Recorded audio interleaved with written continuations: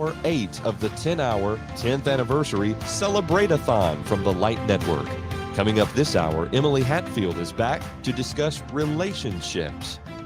But now we welcome Michael Haidt from Denver, Colorado to discuss tips about the Bible software Logos. Welcome to hour number 8 of the Light Network 10th anniversary 10-hour Celebrate-a-thon. And we had to switch over streams. You know, when you start doing 10-hour streams and stuff, it gets hectic sometimes. So we want to welcome you back in. We're glad that you've joined us here for our part 2 of this stream. This is, as we said, hour number 8. So it's 4 p.m. almost Central. We're here for 4 o'clock and 5 o'clock and then 6 o'clock, going all the way to 7 p.m. in our 10th anniversary 10-hour live stream. And coming up, we've got Emily Hatfield, who's going to be joining us to talk relationships in just a minute. And Brad and I are going to be on here as well to discuss a little bit more about that. But now we're happy to welcome Michael Haidt from Denver, Colorado, where he serves the Bear Valley Bible Institute of Denver. And we know him best around here on TLN to discuss Logos Bible software. How you doing, sir? I'm great. How are you? Very, very well. Very well. It's good to see you. Congratulations. 10 years. That's a long time. I did a podcast a number of years ago when we only lasted less than half of that. So I know what kind of work it takes to do it, that long. And congratulations. It's been a big benefit to the brotherhood. Well, I appreciate you saying that. It's been a blessing to us as well. And it's hard to believe it's been 10 years in some ways. In other ways, I can believe it. But anyway, that's another story. Absolutely. No, I get it. I get it. The grooves around your ears from the headphones are probably enough to tell you it's been 10 years. Correct. Especially since they've been on now basically since 9 o'clock this morning. So I've got a firm imprint on the top of my head and around my ears. So, it just fits like a glove. Yeah, it's the way it works sometimes. Yes, it is. Yes, it is. We love to talk Logos tips, and thank you for taking some time with us to talk about that today. I assume maybe you were going to share a screen and that sort of stuff, and dive into 25 minutes or so of some Logos tips coming up. Yeah, I can't wait to learn. I don't always remember on StreamYard how to share my screen. I think it's just the present button at the bottom, is it not? That's right. Present and share screen, and it'll confirm which screen you want to share. That's what I thought. Share screen. I want to share this one. The one with logos on it would be the best one to share, I would think. Yeah, probably so. And so that should be there for you. Okay, got it. All right. We're to the point where I don't remember what we've talked about before.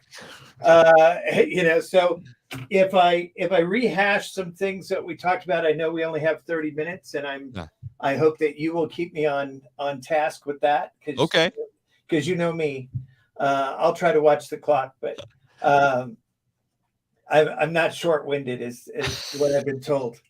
All right, nice. One of the ones that I always want to start with, and I do repeat this one every time I have the opportunity, because people either don't know about it or they forget about it, is there's 2 settings in your system preferences that I really recommend that you set. And it's at this, in Logos 10 now, it's at the little 3-dot menu in the lower left-hand corner of the screen. You can click here to get to program settings. And in program settings, when you scroll down, you have 2 options toward the bottom of this list. And this list gets pretty long, and you can scroll too fast, but it's this double click action and triple click action. And I have mine set up double click action to look up and triple click action to search. Now, those 2 things are really game changers when it comes to using Logos, because now when you're in a particular verse, if you double click on a word, I'm in James chapter 1, verse 2, this word encounter. I just double click on it and I get my primary lexicon, whatever lexicon I have prioritized in my library to be the most important one in my Logos library for me. All I have to do is double click on the word and it opens it to, in my case, BDAG, or what a lot of us older guys know as Arndt and Gingrich. And there it is. It's just right there. So I can move from word to word and just double click and it automatically opens that to that word. So easy to look things up in a lexicon just by having it set up to double click on the word. Now, if I triple click on the word, like the word encounter, if I triple click on it, it's going to go ahead and open that in a search for me. Now, for those of us that are old enough, and remember Englishman's Concordance, are you one of those guys, Robert? Are you old enough to have used Englishman's Greek Concordance? No, I don't think I have used that. Really? Yeah. Yeah, I know you're younger than I am, but Englishman's Greek Concordance. Back in the day, Englishman's it used Strong's numbers, but it listed every Greek lemma, every Greek word in the New Testament, and created a list of verses and showed you the context. And basically, it was this aligned search. Every page looked exactly like this logo search. So it would tell you that the word in this case was peripateo, and then it would list fell, strike, encounter, and it would show it to you just this way. It would show you just a little snippet of the verse, and it would line them all up. But the advantage of it is that you can see all the different ways it's being translated. And when Logos first started, they called this an Englishman's Concordance report. This lemma search was called an Englishman's report because Englishman's was so prevalent in religious communities as a tool. So that's just a little background, but it's for those of us that are older and used Englishman's a lot, this is the search that replaced Englishman's. That's cool. And it's neat. And notice here, James in James chapter 1, verse 2 is saying, consider it all joy when you encounter various trials. Well, what does he mean by encounter? Well, this word only appears 2 other times in the New Testament. One is about the man who was traveling from Jerusalem to Jericho and fell among robbers. Certainly, he encountered robbers on that journey. He wasn't planning on it. It was just something that happened to him from the outside. And then you also have Acts 27:41 talking about a ship striking a reef. It encountered the reef. That's kind of a gentle way of saying that a ship ran into a reef, is that it encountered it. But again, the pilot of the ship certainly wasn't steering for the rocks. He didn't plan for him to hit the reef. It's something that happened from the outside. And that's the essence of this word, to encounter. It's something that falls at us from the outside. We didn't know it was coming. It was kind of unexpected. But look at the information that we can get just by double clicking and triple clicking on a word and seeing every place that it occurs. I forget that the triple click is a thing. Yes. I get so used to double clicking that I forget there's a triple click. And triple clicking honestly takes a little getting used to. Sometimes you still get a double click and then a single click out of a triple click. Yeah. You really do have to practice it, and I don't always get it right. But that triple click is that extra level of information that really brings this home. Now, if you would prefer to start with the search to remind you, you could flip those preferences around and make the double click the search and the triple click the lookup, and kind of train your brain a little different. But double clicking and triple clicking in order to get that information is valuable. Yeah. I want to show you one more here in James chapter 1, verse 2. It's the word consider. And I think we've probably looked at this at some other time. But what do you think of when you think of the word consider? Think about, usually. I mean, when I'm considering something, I'm just thinking. Think about it. So think about joy when you encounter various trials. Well, that's not very easy for us to do. So I can look up this word. I can double click on it, get a definition. I can triple click on it, and I can see this Englishman's report. And the key to the Englishman's report, the lemma search, is to use this aligned version, because then it lines up all the words. But I want you to notice real quick, look at this word. It's translated in other places as ruler, leader, leading. That sounds like a lot more than just think to me, doesn't it, to you? Right. I mean, there's a number of regard or consider, but lead is really the idea. And when you look at the definition in a concordance, in this case, BDAG, to be in a supervisory capacity, to lead or guide. So what is he saying to these Christians who have been dispersed because of persecution in James chapter 1? They need to lead their thinking. They need to lead their mind to joy when they encounter various trials. Mm-hmm. Why? Because that's not usually where we go or let our minds go. When we encounter trials, we kind of have our little pity party and we don't immediately start to lead our minds to joy. And especially for Jews, and James is written to a Jewish mindset. Well, a Jewish mindset, when things were not going well, they thought God was mad at them.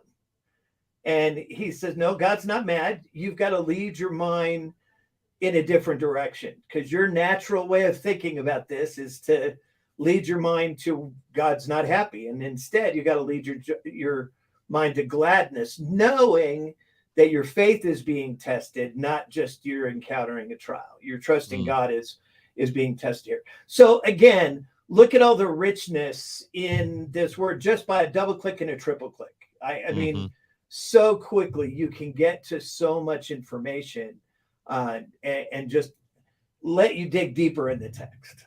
Now, you began with those settings. So remind me, is the triple click something you have to enable in the settings, or just ensure that it's always there? Okay. And as you scroll, there's two settings that are by default actions that you can set: double click action and triple click action. Okay. You can also set one of them to select a paragraph or look things up or that kind of thing. I just prefer to set mine up to look up and search. Okay. And they work automatically. You don't have to do anything to make them appear in your program settings. They're already there. You just got to set them to the right thing, and then they do what you want them to do. And that's really the key in Logos, is getting the tools and Logos to do the things you want them to do, not just the things that they do by default. Right. And then remembering that it's a thing to do. That's it, right? That's the one. You know, you can set all these things, but if you never triple click on it, you're never going to know it's there. Yeah, that's right. So, wow. So does that help? Yes. Yeah, I love that. There's so many features here, and like you said, I mean, the best part of Logos is just that it helps you to get what you need to see very, very quickly. Yeah. I mean, you were just contrasting, the Englishman's Bible Dictionary to what this equivalent is in the Bible software version. I mean, that's just amazing. Yeah. All of this stuff has its origins in traditional book studies, and especially Logos. People give me grief because I talk about Logos, and there are other software tools out there, Accordance and a number of others. Right. But the reality is Logos was really developed by Bible students, not software engineers. Obviously, they hired software engineers to do it, but they really took what we used to do traditionally with books open on our desk and started there and said, so how do we give you those tools first? Now, in addition to that, now they have built this massive, tool that gives you so much. Unfortunately, because of that, it becomes overwhelming, right? There's so much here. How do I learn it? How do I go deeper? How do I, leverage more of the tools? Right. Because I think we all find ourselves using, maybe 5% of what this can do. And we know it can do a lot more, but we just don't necessarily know how to get there. Well, and it's a big investment for just 5%. It is. It is. I would argue that even the 5%, though, in a very quick amount of time can save you many hours and weeks and months of study time. That's a good point. You're right. But you are right. I mean, you've paid a lot of money for it. Let's at least shoot to get to 20% of what it can do, right? Right. Yeah. Just I don't thinking, even know what 100% of logos would even look like. I don't know that my mind can get there. No, I've met with the guys at Faith Life before. I don't know that any of them use 100% either. Oh, okay, good. It kind of depends on what you specialize in, and the tools that you use every day, and it's built for a variety of specialties. I would suggest. Mm-hmm. If you're an original language guy, there's a whole deeper bunch of tools than those of us that I just want to know what this word consider is. I'm not going to read my Greek text, visually and translate on the fly and preach out of my Greek New Testament from the pulpit. Right. And so, but there are guys that do that, and they spend all their time in the Hebrew and Greek. And so there's tools in here that are very advanced for them. I'm never going to touch those tools, at least not most of them, but they're here for guys like that. And that's the real gem of Logos. No matter what your focus is, it's going to give you the tools to go deeper in your area of expertise and your area of interest, and really leverage that. And I find that fascinating that they can build a tool that can do that. That's pretty amazing. Right. It's also why it's expensive. This is true. And I've used, as many people have, some of the other guys, and I'm not here to have a complaining fest about the other guys, nor am I here to disparage anyone who uses them. No, it seems to me what you said, you can tell there is some intentionality around not just the availability of the resources, though even that is intriguing to me, but also the usability of those resources, and how you often comment when you come on Preachers in Training to do these Logos tip segments that there are, in some cases, several ways to accomplish the same end result. And again, a lot of that is just, okay, it makes sense to get here from there in certain situations, whereas I may get here from over someplace else in other situations. So it's but handy. they don't just channel you into one way of doing things. Right. Now sometimes I think that's bad because there are so many different ways. It's like, is there a reason to do one way or the other? But most of the time, it's a true positive, because I don't have to leave what I'm doing or looking at in order to go back to a different menu, a different panel, and come at it from a different direction, the one direction they let me come to it. Most of it I can come from right here. That's a good point. And one of my biggest tips for this session is going to be the right-click menu. Oh, okay. I mean, the right-click menu is daunting, and we don't have time to go through this really much at all today. I just want to plant the seed in your thinking of all the stuff that you can get to in the right-click menu. For example, let's go to Mark for just a second. I'm going to take my Bible to Mark chapter 1 and verse 27. One of the things that Mark does throughout his gospel is he records how the crowds respond to Jesus, to the miracles, to the teachings. And you'll notice in chapter 1, verse 27, they were all amazed. Great word. I love the word amazed. It just, I don't know, it just has an emotion to it. But if you right click the word amazed, you see all this stuff. I mean, there's stuff everywhere. And we may need to remind people, a lot of us are using laptops and stuff these days. Yeah. You can control click, or in some cases, if you're initiated, you can put 2 fingers down and click or something. I don't know. Anyway, right. Control click on a Mac if you're so inclined. Yes. And that really is probably the biggest thing is most Mac users don't understand how to right click. Right click. Yeah. From a and I was trying to show my wife this just this morning. I was like, well, you got to touch the trackpad with 2 fingers and then click with a third one while you still touch with that.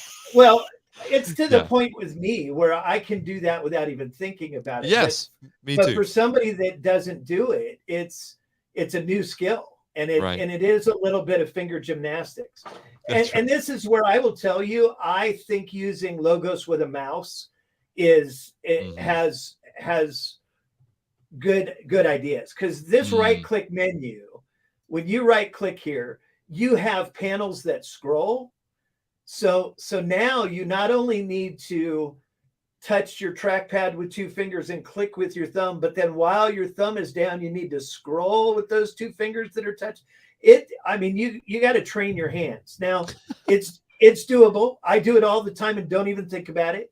But having a mouse next to you when you're using logos has great power.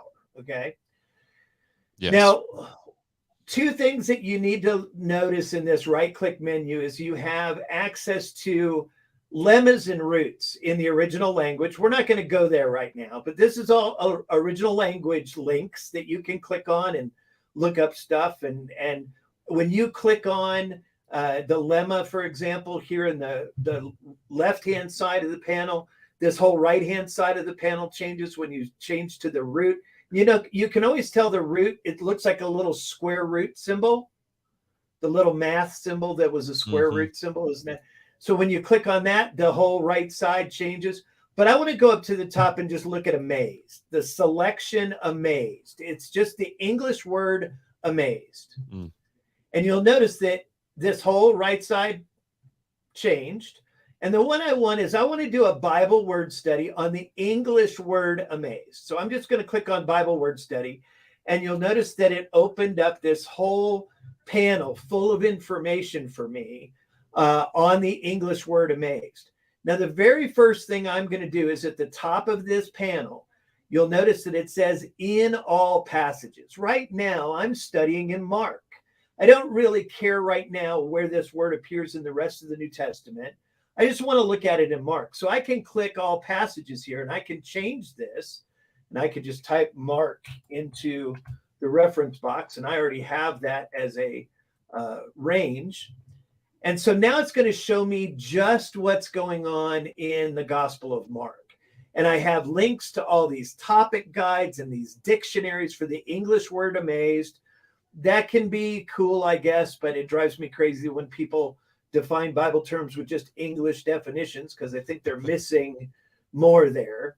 But I want you to notice that in the Greek word section, you have this circle, and it's called a translation ring.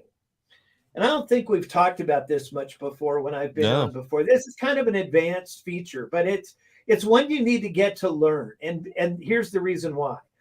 Our English is, for our extensive vocabulary with slang and everything else, our vocabulary is actually less, I don't like using the word less precise, but it's not as it doesn't have the variety that Greek does in places. And you'll notice that this translation ring is telling me that there are at least 6 Greek words that are all translated with the English word amazed.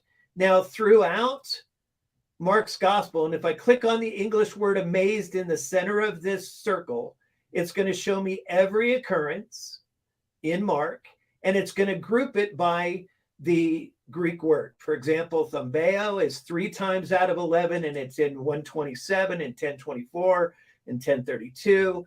Ekthambeo is 9, and so on. You get how this is breaking it out. And each one of these is a segment of this ring. All of these, if you click on the edge of the ring, it actually draws it out, and it shows you these 3 occurrences of this particular use of the word amazed. But what this is telling us is that the word amazed is going to appear some 11 times throughout our text, starting in chapter 1 and going all the way through chapter 15.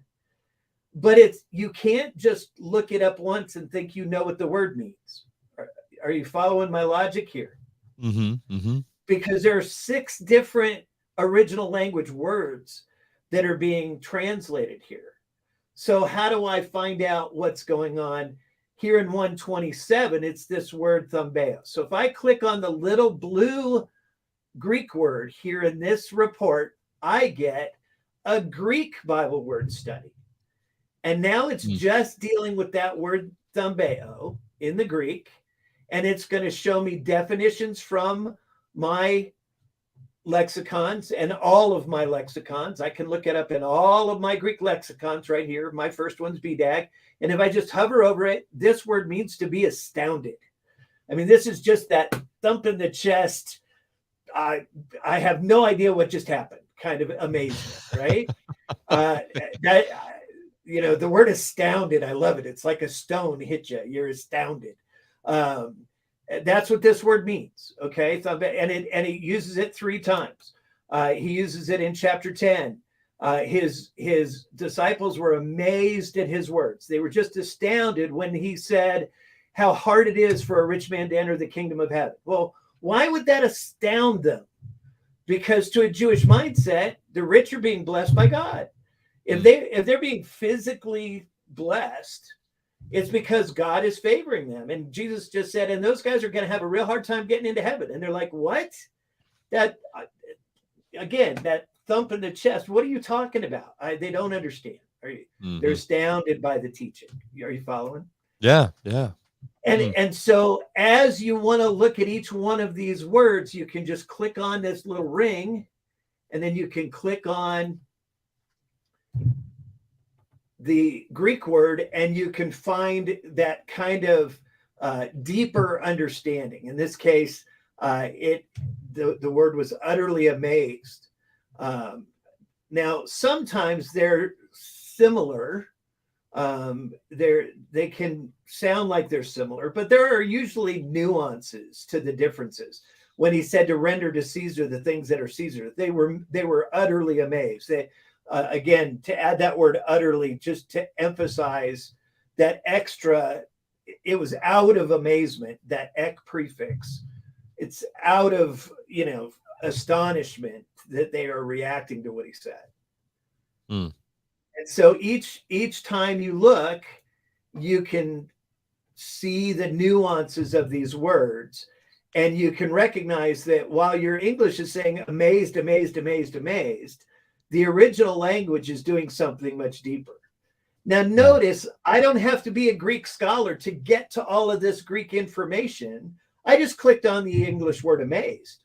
And now I'm just following the tool and letting it show me what I may not even be able to pronounce this Greek word. It doesn't really matter. I don't really need to. It's going to give it to me in a transliterated form here. But even if I can't necessarily know what this Greek word is, I can still get to all this information about it. Yeah. And all from the right, you just right-clicked on the word amazed in Mark. I just right-clicked on the word amazed in Mark. Yeah. Now, okay, the tricky thing about the right-click menu is, like you said, you have to click on the section on the left-hand side of the right-click menu. Yes. You have to choose something in the left-hand side. Yes. In this case, I'm just choosing the English word, the selection. Yes. And then that's going to change the right-hand side. So I make my choice of what I'm looking at in the left-hand side. And then my options appear on the right-hand side. Yeah. Okay. So another one that I find really interesting is this word, another word that Mark uses a lot, and this is probably all the time we have left, but is the word understand. In Mark chapter 4, verse 12, he uses this idea of understand. Well, we think we know what the word understand is, but if I do a Bible word study on the word understand, and I change my range to Mark, if I could type. Again, you'll notice that there are 1, 2, 3, 4, 5, 6, 7, 8 words in the original language that are all going to be translated with the word understand in our English. And the most common one is this word sunemi. We see it in 4:12 here. And when we want to see what it means, we hover over it and look at this word. It's such a cool word. I'm going to open BDAG here. It means to have an intellectual grasp of something that challenges one's thinking or practice. What Jesus was teaching them challenged the way they think or what they did. And that's the understanding he wants them to get beyond. So we are often so stuck in our thinking and practice that we can't learn. And often Jesus is challenging them to understand. I know what I'm telling you is challenging your thinking or practice, but you have to move beyond what you think you know. And you have to move beyond what you're already doing. and you have to learn something new. And he does this over and over throughout the text. He in chapter 7, when he starts to talk about the heart of the man, he calls them to listen to me, all of you, and understand. Challenge. I'm going to challenge your thinking and practice, but you can understand this if you're willing to be taught. And such a cool, powerful word. But you'd miss all that depth of understanding if you didn't get to a report like this and go deeper. Right. And boy, I suppose there were ways to get to those reports back in the day, but I mean, wow. Yeah, can you imagine, the multiple books you would have to look at and have open on your desk at a time to do this? Exactly. You're talking about a big time suck. I'm sure there were men that did it. Yes. And it's because they didn't watch The Voice or something, and they studied by candlelight, no less. Yes. Yeah, that's why you look back at the Campbells and stuff that started their day at 4 a.m. and worked until sundown. But yeah, it was doable. But now look, I don't even know these original language words. I don't have to know the Greek, and yet I'm still getting to that deeper information. And that's really, to me, what's so cool about it is, it doesn't challenge you to be a Greek scholar before you can benefit from Greek scholarship. The circles are so neat. And I love, like you said, I mean, it's showing you, roughly speaking, how often those words are used. Like you could easily, because of that blue, segment of the circle, see that, okay, this is, the word that is translated often as understand. But at the same time, the fact that it's more than a report, it's interactive. And so you click on it and it changes the information below for that. And always remember to click on the English word in the middle of the graph, and it gives you all of them. Okay. So it's this Greek word 4 times, it's this Greek word 2 times, it's this Greek word 2 times, and so and it shows you all of the segments of the ring in one place. And I like that it's also highlighting that word both in the results beneath, but also over in your Bible to the left as well, which is neat. Yeah. This word would actually be lacking in understanding, but we get the idea. Right. Okay. Yeah. All right. I have so 328 and you're about to boot me. So I did good. I actually You did so well. I didn't even have to do it. With like 90 seconds left, and we're going to put you back under my camera so that I can look at you and look at the camera at the same time instead of looking off to the side. I don't know. I hope maybe better the other way. Yeah, this is very, very helpful. You'd much rather see my screen than this face, I'm sure. So I have a face for radio, that's for sure. I've been told that on more than one occasion as well. So anyway, probably by me. Yeah. Logos tips. I love these, and the Preachers in Training audience loves them as well. I'm sure there are some people who are watching this like, I don't even know what this is. What's logos? Because we're not just preachers here, but at the same time, super, super helpful. And it always makes me excited to dig in and to discover what's in here that I don't even realize is in here right now. It's just. Well, really, I think the last time we talked about doing a new episode on just searching and just search, and I can't wait. At some time we need to schedule that, and agreed. Just help people find things. More. So I'll be happy to do that. Thanks so much for inviting me to be part of the 10th anniversary. I was well, thank you for being part of it. Well, we're happy to have you, and thank you for your encouragement over the years, and it means a lot. Appreciate that. And thanks for, as I always say, you're always so willing to share the things that you know with all of us, and give of yourself in doing that. It means a lot. Thank you. If it helps others understand God's word better, I'm all in. That's our role in this world, is to help people understand God and his word better. And if I can provide tools that help people do that, I'm all in. Yes, sir. I appreciate that very much. Thanks for all you do. WeTrainPreachers.org. Is that .com? Sorry. WeTrainPreachers.com for Bear Valley Bible Institute out there in Denver, and the wonderful things that are going on there in the Denver area. Really, really great. Appreciate you all very much. Thanks for having me. Yeah. Thanks for being on. All right. I'll see you later. Again. Bye. We are so grateful that you're a part of the 10th anniversary Celebrate-a-thon, and we're rolling right along. Very happy next to welcome to the stream the host of Ready to Worship, Wade Webster, coming to us from Texas. How are you, sir? I'm good, brothers. How are y'all? Very, very well. Thank you for your patience. We've had some scheduling snafus, and our 3 o'clock hour or 2 o'clock hour really got away from us. I don't know. I'm what not happened. going to say it was Dan Winkler because he called me bald, but I mean, it was Dan Winkler. 2 o'clock is that push through hour, so that's the hour when you get tired and have to kind of take a nap. That's true. Okay. We understand that. You have hosted Ready to Worship. I should have looked it up. It's been the majority of this 10 years.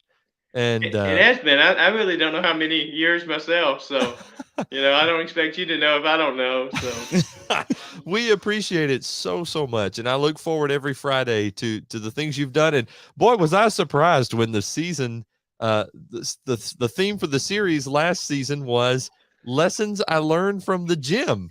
But wow, those were such neat applications each week. I appreciate that. Cool. I'm always trying to think outside the box. My box is pretty small, so I have to get outside the box a little bit. And I was going to the gym a lot. It's a part of my regimen now, and so it was good for me to kind of combine two different things. Preachers have to combine things to make use of what you're doing a lot of. So yes, I don't know that it ever showed that I was doing a lot of it, but at least I was. So it gave me something to think about when I was on the treadmill. Hey, it was impressive on the podcast. That's for sure. That's I appreciate it. I'm going to leave this to Brad. I'm going to step out for a moment. We're excited about discussing missions and books today. Yeah, that's pretty cool. Sir. There we go. Yeah. All right. Wait, let's just, for people who don't know about the mission work that you do, could you just inform us about what you're involved in? Sure. I'm involved in Utmost Missions is the name of my mission. What I try to do in Latin America, and I work in Costa Rica, Nicaragua, Panama, Peru, and Mexico are my countries. And of course, COVID put a big damper on a lot of things and kind of got us out of the routine. Have they recovered from that? It was amazing to see how well brethren overseas did during COVID in maintaining their numbers and in maintaining their works. I don't know, but what they didn't do better than we did. And I think that's a commentary maybe on American Christianity and how lack of commitment we have in some areas.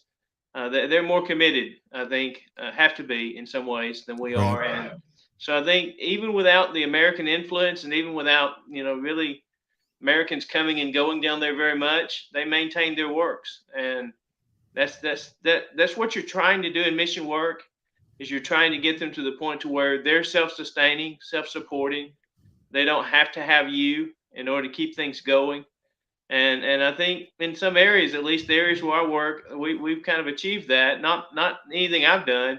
It's just the credit goes to the brethren there of being committed. They do a lot of things without even telling us that they're doing them. In other words, they'll have projects and things going, and they don't have their hand out. They're not asking for money. They're not asking for us to fund it. They're doing that on their own. You come down there, and they've put in ceiling fans, and they've done various things. And many of the things that they've done to make it more comfortable for when we come. Not as much something they need as we may need when we're there. And so, that's a tribute to their dedication and their love for us, and wanting us to be comfortable when we're there. And I just got back from a trip to Mexico. I was in Palenque, which is 2 hours from Villahermosa. It's a very rich part of Mexico in the sense of natural resources. The people there are pretty poor, but great church there. Had a lectureship there, and brethren came from several states away. There's different states in Mexico, and so several of them drove 3 or 4 hours to be at the lectures. And it went from Friday, Saturday, and Sunday. Probably had over 100 for each of the sessions for the lectureship. So that's really, a large number of people, more people there, but at least that many in attendance for each of the lectures. Right. How many years have you been doing this now? Well, it doesn't seem possible, but I've been involved in this about 7 years now. In the time that we've been in Texas, that's the work that I moved to Texas to be a part of, and still a part of that now. Although, my role has changed a little bit as far as what I'm doing. I'm working with a couple of preaching schools, thankfully, to be able to do that, and preaching for a local congregation. So that's a part of my work, and then still trying to do the trips. And so rather than doing one thing, I'm doing multiple things, but hopefully, through the effort of multiple things, able to connect people. And that's a lot of what mission work is. Mission work is not so much you being the work and doing the work as you being a facilitator, connecting this brother with another brother in his own country that maybe he doesn't know, but or one of the surprising things to me in Mexico was there were brethren in Mexico that did not even know that they had a sound preaching school in Mexico. I knew about a school, that they didn't even know about, and several of the brethren ended up going to preaching school there. And to make those contacts and to help to facilitate those kinds of things, or I'm a missionary. I don't have any money. I mean, I don't have any money to give to people or support people, but I know a lot of people through preaching and teaching that I can connect them with that are looking for good works to support and good works to be involved in.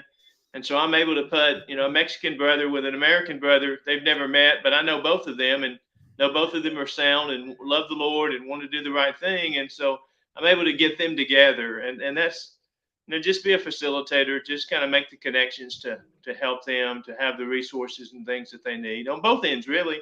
American churches are looking for good works to support, but they don't know about them. Right. And so if, you have a connecting person between the two, then it helps both of them. Sure. How many, in a normal year, I know we're recovering from COVID and some of that kind of stuff. In a normal year, how many trips are you making? Yeah, in a normal year, it'd be 6 to 8, somewhere along in that range. Some of them would be evangelistic. I did a lot of evangelistic campaigns with Latin American missions. And of course, those got put on hold for a couple of reasons. COVID was a huge reason of that. Spencer Broom, of course, was, a coworker of mine, and we lost Spencer, and the work's continuing. Kerry Gillis is going to do a great job with it. Right. Excited about him getting that going, and it'll be great again, and thankful for that. But there was that lull in time when we weren't able to do that, and so a lot of the work that I've been doing over the last few years has been in the area of strengthening and encouraging, the workers that are already there. Not as much evangelistic campaigns. I love those. Those are fun. Those are fun. To go and have 25 or 30 Bible studies in a week and have a number of baptisms. That's great. And that's the fireworks of the evangelism that we do. But a huge part of what we need to be doing is just encouraging the workers that are already down there, the workers that are already there. I put a lot of time into the local preachers and translators in Mexico and various places where I go, because those are the guys that are doing the grunt work. Those are the guys that are on the front line. Those are the guys that are in that culture, from that country. They can do far more than I can ever do. And I always telling them, I feel guilty every time I preach down there because I have to use a translator. And they can cover so much more ground without a translator than I can with a translator. But they still allow me to preach and teach. But I think about, just going and encourage those brothers. They don't have anybody to talk to. They don't get to attend the workshops and conferences and lectureships. And, the young people that are living down there, they don't get to go to Christian camp. They don't get to have all the things that we have. They don't have the access to the books that we have. Their mail system generally doesn't work. They can't order stuff from the States, so somebody has to bring it to them. Even basic stuff that we as preachers take for granted, like, reading glasses. I'm to a point in my life now where I've got to have reading glasses or I'm not accomplishing very much. And they don't have those. And, highlighters and notebooks and just ways of preserving what you're studying and doing. Computers, most of them don't have access to those kinds of things. And so, from time to time, able to take some of that stuff to them and to give them the same advantages that we have and allow them to be, have an equal opportunity as we do as preachers to be able to feel prepared and be ready when they get up and preach and teach. They amaze me how well they do with the little that they do have. Right. A lot of stuff that I myself take for granted, and a lot of us do. Being able to walk into an office, even as Michael Height was showing us, to be able to have this software, and it can make you feel ashamed in ways that I don't prepare. I have all this, and yet I don't prepare as much as they would if they had it. I think that's true. And, most of them are working another job in addition to preaching, Yep. to be able to support themselves. And, there are things that are harder. Maybe they don't have as many distractions as we do. In some ways, maybe they don't. And that's a good thing. But I think, they do have other distractions, because they have distractions of how do you preach the gospel in a country that generally doesn't pay or support preachers. Mm, I mean, they don't have they're not going to take a job and be fully supported, generally speaking, to where they're just able to focus on preaching. They're going to do preaching, and it's going to be what they want to do, but they're going to have to work another job to be able to do it. And the jobs I'm talking about are hard jobs, whether it's driving a taxi or whether it's working in construction, or whatever they do. They're going to have to work really hard all day long, and then still come in and have the energy and the motivation to prepare good lessons and get up and present those, for Sunday, for brethren that are facing some of the same struggles that they're facing, just trying to survive and make a living and take care of their families. And so it's a challenge, but they're extremely encouraging. I mean, I go to encourage them, but I'm the one that really comes home encouraged. sure. That's there, which my dad was a tent maker preacher for many years, basically in an American church. And I saw you give up things. It's a lifestyle to be able to do both of them. And, I've often thought that, those who do that are perhaps doing some of the greatest work in the kingdom. I mean, their dedication is just so strong. They just keep going and keep going and keep It going. really is, and I think we can say what we want to about it, but I think there's an effectiveness that goes with that as well. There's an appreciation and an effectiveness that goes with that. And those guys appreciate, they appreciate getting to preach. I mean, they Mhm. appreciate the resources that they do have. They appreciate the opportunities that they're given, and they're serious about it. And I can waste a lot of time in a given week. Most preachers can, and they don't have the time to waste. Every minute's got to go somewhere, and then to pile on the other responsibilities of family and just normal life, or that's a lot to ask of them. But they do an extremely good job of it. Absolutely. They're unsung heroes by far. Anything else you want to add about that work we've got on here? We can talk about books a little while here in a minute, but anything else you want to add to? Just encouraging brethren to get back involved in that, to realize that these brethren have probably exhausted most of their resources, what little resources they had over the couple of years. And American churches are trying to get back on their feet, but we can't forget about our brethren over there. I mean, because they're in harder circumstances than we're in, and have been that way forever. But COVID, it set them back further than it set us back. Our economy is recovering faster than their economies are, and we're not as dependent, most of us, upon others as what they are. And so there's a lot of congregations that are kind of looking inward now, focusing on how do we get our numbers back up, and how do we get our contribution back up, and how do we get people back engaged and involved. And all those things are important and necessary.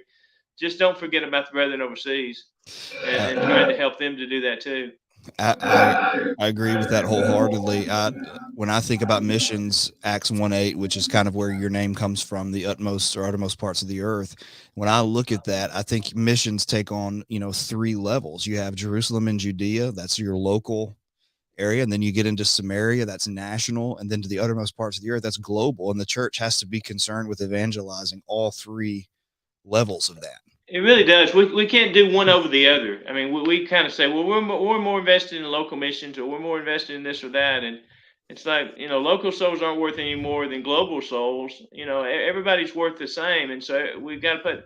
I'm not saying that because we have opportunities in our local area every day, and we don't have those overseas every day. I recognize the difference in that, but there needs to be some input in all of those areas. I mean, Jesus didn't tell us to go simply to our local area. He told us to go into all the world. And so we have to be trying to do that, to be pleasing to him. And most brethren are. The interesting thing about my work is my country's, even though the name of my mission work is Utmost Missions, my mission fields are closer than India and Africa and a lot of other places that brethren go to. But what I found is people fly over my countries going to their countries, and I don't have a problem with that. I mean, those countries need the gospel too, but Mexico's right across our border, and it's pretty easy for us to say, "Oh, that's too close. That's not really mission work." Well, it is. It is mission work. I mean, they need the gospel as much as anybody else does, and so I always feel guilty if I drive by one church building to go to another church building. Mm. And if it's a sound group of brethren, and I feel like I ought to work with the one I'm closest to and not overlook that. And so I think sometimes the mission work, it's more glamorous to go further than it is to cross the border and convert somebody there. But we're blessed in our country right now to have folks crossing our border, and we see that as a problem, and it can be. It's also a blessing because the world's coming to us. We don't have to go to them; they're coming here. We can teach them in our neighborhoods. Houston, where I work, where I preach, 1 in 4 people were born in another country. It's the most diverse city in the U.S., and so. And many of them have family back at home that if they take the gospel from what they learn here and they transport it back home, it just a huge ripple effect. It's huge. It really is. And it's a way for us to do mission work without having to purchase airline tickets, and they're pretty expensive and are pretty difficult. So it's an advantage. I mean, I never go in a store in Houston area that I don't hear somebody speaking another language, and usually multiple languages. And that's, some people will say, I don't like that. And I'm like, if you're a gospel preacher, you're a Christian, and you want to save souls, you like, that's a good sound, because that's the sound of people who probably have not had the same opportunities that you've had, to learn the Word of God. And so, when I hear that, I hear, okay, here's a person who's probably never been introduced, to what I've grown up knowing my whole life. And so that's an opportunity. I mean, it's like somebody, knocking on the door when you hear those sounds. Absolutely. All right, let's talk. Let's shift a little bit about and think about books a little bit. You enjoy reading? I hear some preachers say they don't enjoy reading. I mean, I respect that. I just don't understand it. I can't imagine that either. I mean, it's finding enough time to be able to read. It's having books that probably in your lifetime you're never going to be able to read. That's a frustrating thing, and yet you still buy more books. And so I think we have dreams of getting to read them. And but I love to read, and I read a variety of things. I've developed a habit lately, I guess. I have 4 or 5 books going at one time. I used to read one book and do that, and I don't do that anymore. I've got multiple books going, and whichever one I'm closest to at the moment, or interested in the moment. But I find myself reading more because I have a variety. And that variety makes me, have something of interest or something I'm looking for. It's amazing how many sermons and how many ideas come from just reading, that really facilitate your sermon preparation. A lot of people say, well, how do you find time to, read history, or how do you find time to read, outside of the religious books that, we all read for preaching? Well, you find so many illustrations and so many ideas that help to simplify and help to illustrate, what you're talking about. You may not use them this week. It may be a couple weeks or a couple months, but that reading will serve you well. You'll remember it, and people will go home. There's a reason why Jesus told a story. He used these simple illustrations because people remembered them, and if they can remember the story, they will remember the point of the story. And that's the sermon that you're presenting. So it increases your vocabulary, increases your knowledge, and that allows you to be able to illustrate in a way that maybe, but we realize that preachers don't read. And if preachers don't read, then what does that say about the rest of humanity? And anybody should be reading as preachers. So if we're not reading, then that probably says the average person in the pew is not reading. And so when you do become a reader, you're able to share a lot with those other people. And it creates a great deal of empathy, because you see the world through so many different, viewpoints and backgrounds. And so when you meet people, you're like, I think, no, I haven't met this person in person. I read about someone who was in a similar situation like this, and it just kind of opens you up for that. So there's a book on my nightstand right now. I read history most of the time, maybe a little fiction at nighttime before I go to bed. And you were talking about, you get ideas. So the book I'm reading right now is The Bomber Mafia by Malcolm Gladwell, a little 200-page book. But they had this theory about what aerial bombing can do. It was very looked down upon in World War II. The Air Force Academy is not there, all those types of things. And they're developing these strategies. And it was just kind of interesting to see how the Air Force, Gladwell compares the chapels of the Army and the Navy and the Air Force, and how the Air Force's chapel is so unique because they want to be on the cutting edge of things. And that's what kind of this book is about. Whereas the other two are more about tradition, holding to those types of things. And I just think about the zillions of different ideas that come from that, forward thinking. Tradition is good. It's interesting that even in our military defense, we have people who are dedicated to tradition, but also trying to be cutting edge and to think through things, and develop new areas. And, I've got a number, I keep flare pens everywhere. And, I mark those things up all the time, even in history books.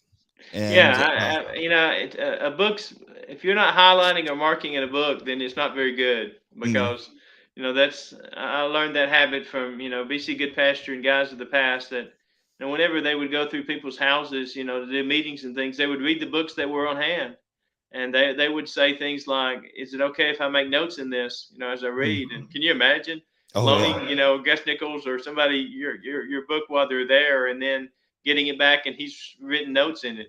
That's precious memories there. But he would, they got in the habit of writing notes, and I do this. If you find something wrong, write in the margin wrong, maybe put a verse there so the next person that gets it, if they don't have the background that you have, they'll know, okay, he didn't agree with this. I don't ever want people to get my books and say, Wade had this book, so he must have agreed with this. No, I read a lot of books, and I spit out the bones, like eating a piece of fish, or spit out the briars, and I don't believe everything they say, but it's still good to know it.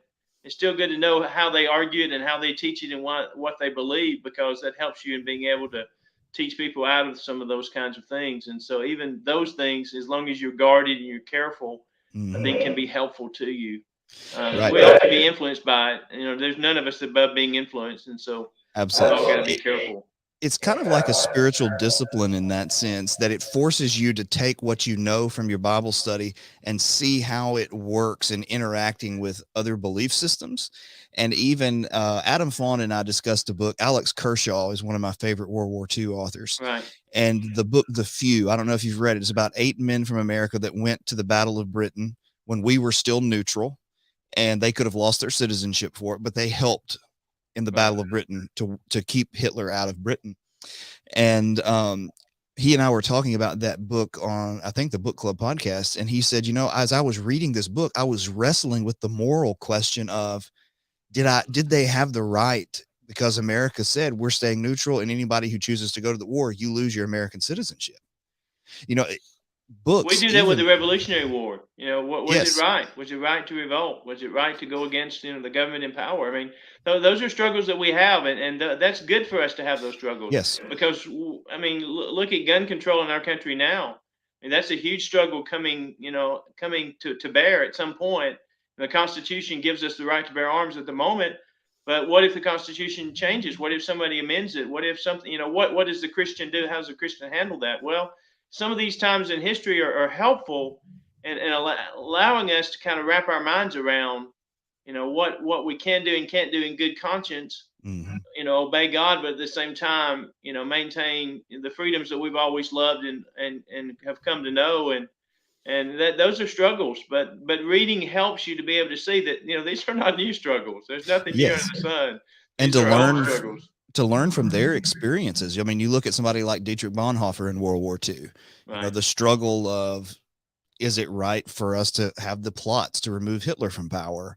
Or, how do you, like you said, in the revolution, how do you handle this situation? We're not the first people to ever face these issues. It might look a little different, but we're not the first people. And these books at least give us perspective where we can say, okay, I think they did that well, and I think they might have been misguided here.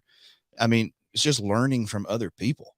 And I agree. There's a book that I read probably 6 months ago called "The Boys Who Challenged Hitler," and it's probably a middle school book. It's not really a novel. It's not something age appropriate, I guess. But the title just challenged me, and it's a story I didn't know from World War II. And so it's about some middle school boys in Denmark. Denmark basically was put under the protectorate of Germany. Germany dropped flyers across the country and said, you are now protecting you, and if you resist us, then we'll punish you. And so the government pretty much surrendered to the Nazi forces. Well, not everybody in the country was happy about that. Not everybody thought that they should have given in that easily without a fight. And so these middle school boys decided, we're going to do whatever we can to oppose this. And so on their bicycles, they began to pedal through the country and turn signs around, cut communication lines, burn railroad cars, whatever they could do to kind of slow down the progression of the Nazi movement. And they eventually became so bothersome that the Germans had to do something about them. And so they began to arrest these middle school boys and put them into jail. And they spent most of the war in jail. But what happened is, because these boys were willing to risk their lives and willing to be punished, to kind of break their country's, break Nazis' hold on their country, then it made the adults in the country embarrassed. And they said, if these boys will go to jail, why am I free? Why am I not going to jail? Why am I not doing anything? And so it eventually fueled the resistance of Denmark. But if you think about that, and we think through things with a biblical perspective, a Christian worldview. And when we do that, think about through the Bible, think about David and Goliath, think about Josiah, think about Esther, think about Daniel and his 3 friends, think about Timothy. These are all young people who led the resistance. These are young people that said, those that are older should be doing something. They should be involved in this, but they're not. So I'm going to do what I can do. I'm going to be the example I need to be. And, we tell young people all the time, foolishly, we tell them they're the church of tomorrow. They're the church of today. You can be the Josiah, you can be the David, you can be the one that stands up when those older than you aren't standing up, make a difference. And so, there's another story that I love called the man who broke into Auschwitz. And it's the story of Dennis Avey, who was a British officer who was captured, escaped, recaptured anyway, ended up in a camp adjacent to Auschwitz. And he became friends with one of the, unfortunate, Jews in Auschwitz. And so he decided that none of them were going to live to survive the war, to tell the story of what Nazi Germany had done. And so he decided, I'm going to have to tell the story because I'm on the side of the camp that likely will survive. And so he changed places with someone in Auschwitz on 2 different occasions. They changed clothes in a shack, and that was just so he could preserve the story for humanity. And, we read that story and we say, how brave and how courageous that he would do that. And then it hits you and you think, what did Jesus Christ do? I mean, he left heaven and became clothed in our flesh. It wasn't for a night or two. It was for 33 and a half hard years. And he didn't just, want to tell our story. He died on the cross. I mean, he actually gave his life for us. And you start thinking through that, and that becomes, it's amazing to me that we get moved by an earthly story, and we don't get moved by the bigger heavenly story. Right. We're moved by the shadow as opposed to what all those shadows point to. Yeah, we really are. But when you start reading things like that, as a preacher, as a Christian, you see a much bigger picture, and you realize, okay, there's a lot more going on than Dennis Avey. Dennis Avey is just a human being who had a spirit of love and compassion for his fellow human beings, but that pales in comparison to what Jesus did, and leaving the ivory palaces and coming to where we are. So those stories are pretty amazing. I found a book recently. I've just started it. Of course, Mike Leach, everybody's talking about Mike Leach right now. And so I found a book the other day. He wrote a book on Geronimo, Leadership Strategies of the American Warrior. And I've started it, and it's been really good. I think he's a quirky guy, of course, but he pretty good motivator of people. Pretty down to earth kind of guy. So I think I'm gonna really enjoy it. He was a very smart. he a law degree from Pepperdine. Sure. So he was a sharp guy. Yeah, so. And he had weird interests, from the American Indian to the pirates of the high seas to he wasn't limited in what he was reading or thinking about, and he used a lot of that to motivate people to play football of all things. So absolutely. Well, Wade, we appreciate you coming on and talking to us and talking books and Utmost Missions. And we're thankful you're a part of this with us. Robert and I, you've been a preaching hero of Robert and I for many years, and we're grateful for that. And the fact, it's a cool, I can say that it's a really cool and awesome day when your preaching heroes live up to who you think they are, and they take an interest in you. And you've done that for us, and we appreciate that. Well, you've connected me to a world that I don't know. I'm one of the older guys on the program, of course, and one of the least technically advanced guys on the program. And so you allowed me to get into a world that I otherwise wouldn't have gotten into, and it's been good for me, and it's challenged me and allowed me to, to grow in some areas where I need to grow, and I appreciate that very much. And I'm comfortable letting y'all do it. But I'm thankful that you include me and allow me to be a part of it. So we are glad you're here. Thank you very much, brother. We enjoyed it. Thank you, guys. Yes, sir. Take care. Yes, sir. Y'all too. Ready to worship every Friday from thelightnetwork.tv. Stay tuned. What are we on now? Hour number 9 is coming your way right now.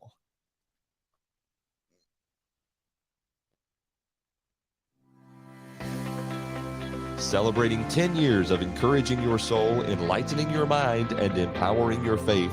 This is the Light Network's 10th anniversary Celebrate-a-thon. Coming up in hour 9, you'll learn the future of the women's content on the Light Network as Emily Hatfield joins us, and we'll give you a walk through the different books that the Light Network has published over the years. But now we welcome Gary and Christy Jenkins from Bountiful, the Heart of Money Management, to discuss biblical stewardship. Isn't this so much fun? I mean, the day is just flying by. In many ways, it has so far. I mean, I'm super excited for Mr. and Miss Dave Ramsey to be here. Yeah, we're here to get the party started with stewardship. That's what we're about. Better than we deserve. Gary and Christy Jenkins are accountants by training and people of mystery by trade. And they are the weekly hosts of Bountiful, the Heart of Money Management, which is released on Mondays here at thelightnetwork.tv. And they join us today from their very cool podcast studio. Oh, thank you. This whole thing, we're happy to be here. I actually feel really out of place. I've been, watching as I can. And it seems like every guest has like a million books behind them. And we managed to get these few lowly. Oh, look, there we go. You got New You and Exposed. What else do you need? Exactly. Exactly. I'm just glad it's not the underground bunker in Charleston. That's where I'm going to leave it. I'm not going to go anywhere else. In the other room. That's where we do our real podcasting. Right? Oh, okay. Yeah. That's right. Yeah. But no one else I've observed has a world map in the background. That's true. Fun fact, Robert, these are sound panels.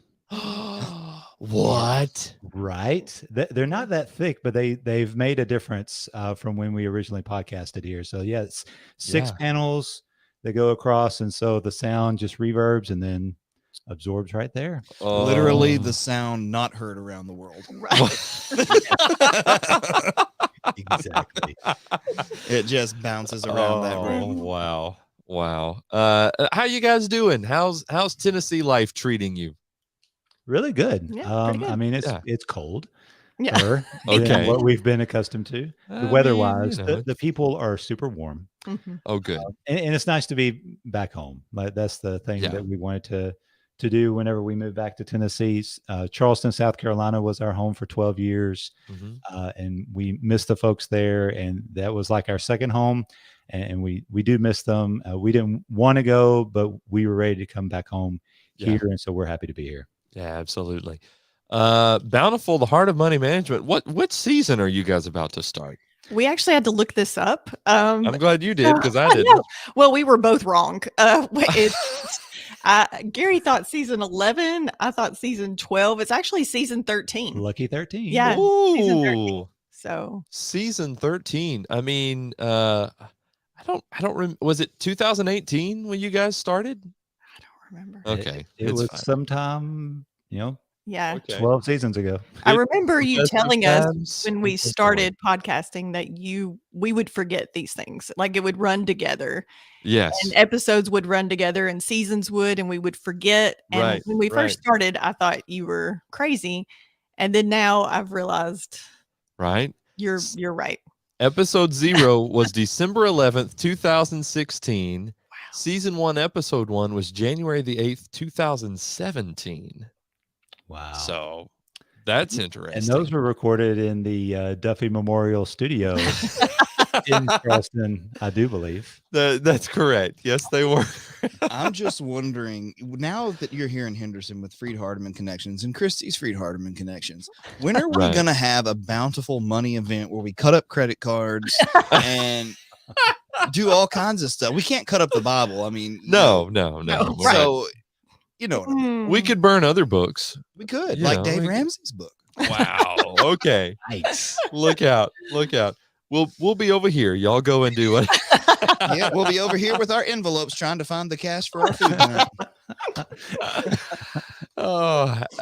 But stewardship is at the heart of what you guys are really talking about on Bountiful. You know, you talk about the heart of money management, but you know, the conceptual word that really summarizes all of that is stewardship, right? Right.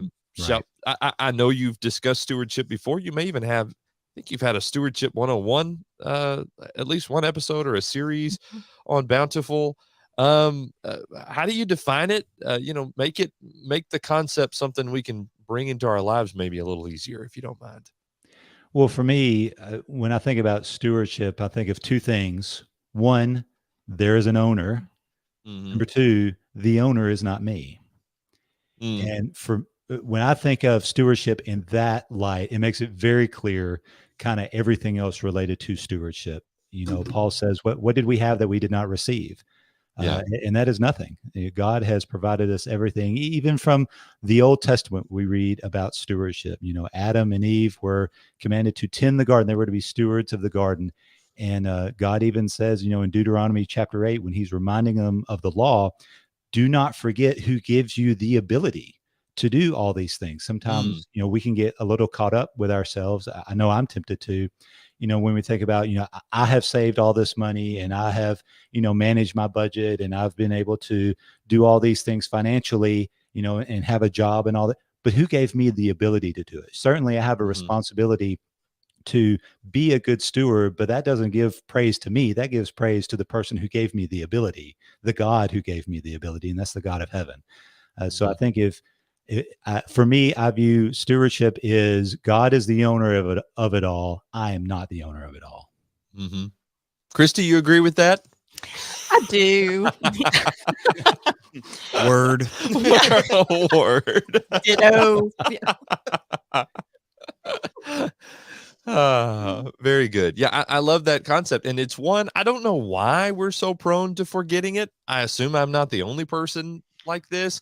Maybe it's like what you said. I mean, we set the financial goals and, you know, we pat ourselves on the back for doing the things and having the discipline not to spend the money or to spend the money in the ways that we should or whatever. You know, you have done well. Take your ease. Eat, drink, and be merry. And, you know, it's like what the foolishness of the rich fool, I think, goes back in part to stewardship as well. At least that's at the heart of what it was that he was dealing with there. Yes. And that was kind of part of the reason we went with the heart of money management, because you make financial decisions every single day. You will purchase something, you pay a bill, you have a budget. There's something that we do. So it's a very important part of our day-to-day life. And because of that, it can be easy to start taking a worldly, physical attitude when you're thinking about this earth and our blessings in general, and we forget to look at it from a spiritual perspective of, again, it's not our money. Maybe we worked, but who gave us the ability to work? Maybe we succeeded. But you start looking at all the things, the bank accounts and the retirement accounts, and and the mortgage payment. Your name is on all of those. And it becomes very easy to fall into the trap of thinking, well, this is mine. I've worked for it. So I get to do what I want and I don't have to answer to anybody for it. Mm-hmm. And God speaks a lot about money, not so much that he's concerned about money, but he knows that it's very tempting for money to be a big concern of ours.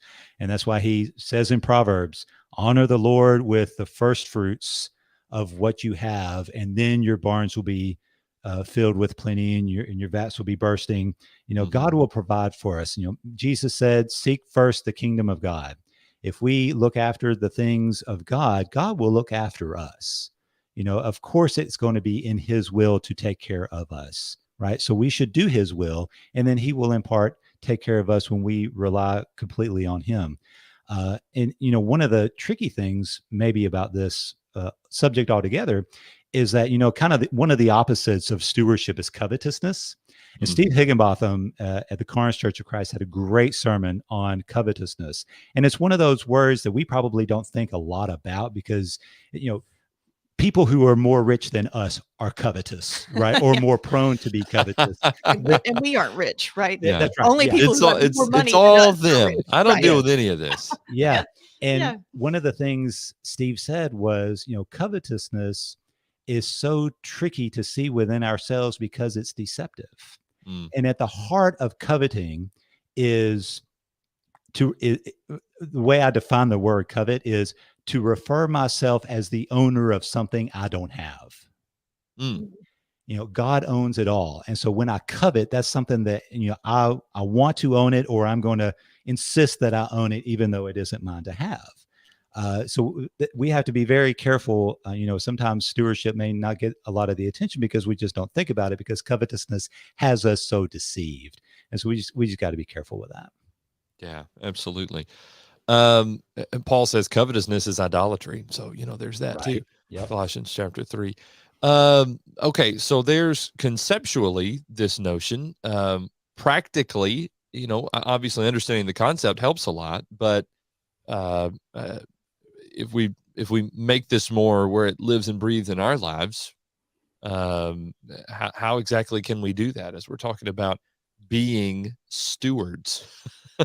There's a lot of directions we can go with this. That's a good broad question. You're welcome. Yes, thank you for that. I'm definitely going to hit a single at least. Thank you. I've been on the air for 8 hours. Okay, I didn't know if you knew. You're doing a fantastic job. The fact that You really sentences are happening is You're a trooper. I mean, if anybody's going to sit in an office for 8 hours, it's going to be you, Mr. Hatfield. Thank You you. are the champ of all. I appreciate that.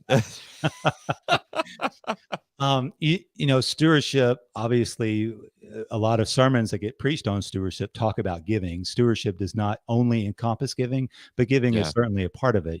I think we could be unfaithful in our stewardship and be good givers, but we can't be faithful in our stewardship and be bad at giving. Yeah. Right. So we have to definitely look at that. I remember at Polishing the Pulpit one year, Glenn Taylor from Alabama somewhere. I don't remember what city, but he did. Sorry, Glenn. He had a discussion on stewardship, and he said something that I thought was interesting. He said, when we give, we think about, okay, I want to give a certain percentage. He said, when you give, think of that percentage in terms of your gross income. And I thought that was, for me, that was very convicting, because, when you get a paycheck from somebody, you look at the net amount and say, okay, that's what I get to start with because taxes have been taken out and whatever else.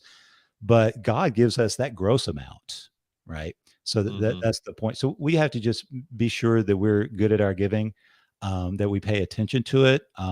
During tax season, which is going to come around in a couple of months, or when taxes will be due in a couple of months, that's a good time to kind of evaluate, all right, how much have I given versus how much has God given me? And in that percentage, am I up, down, or the same?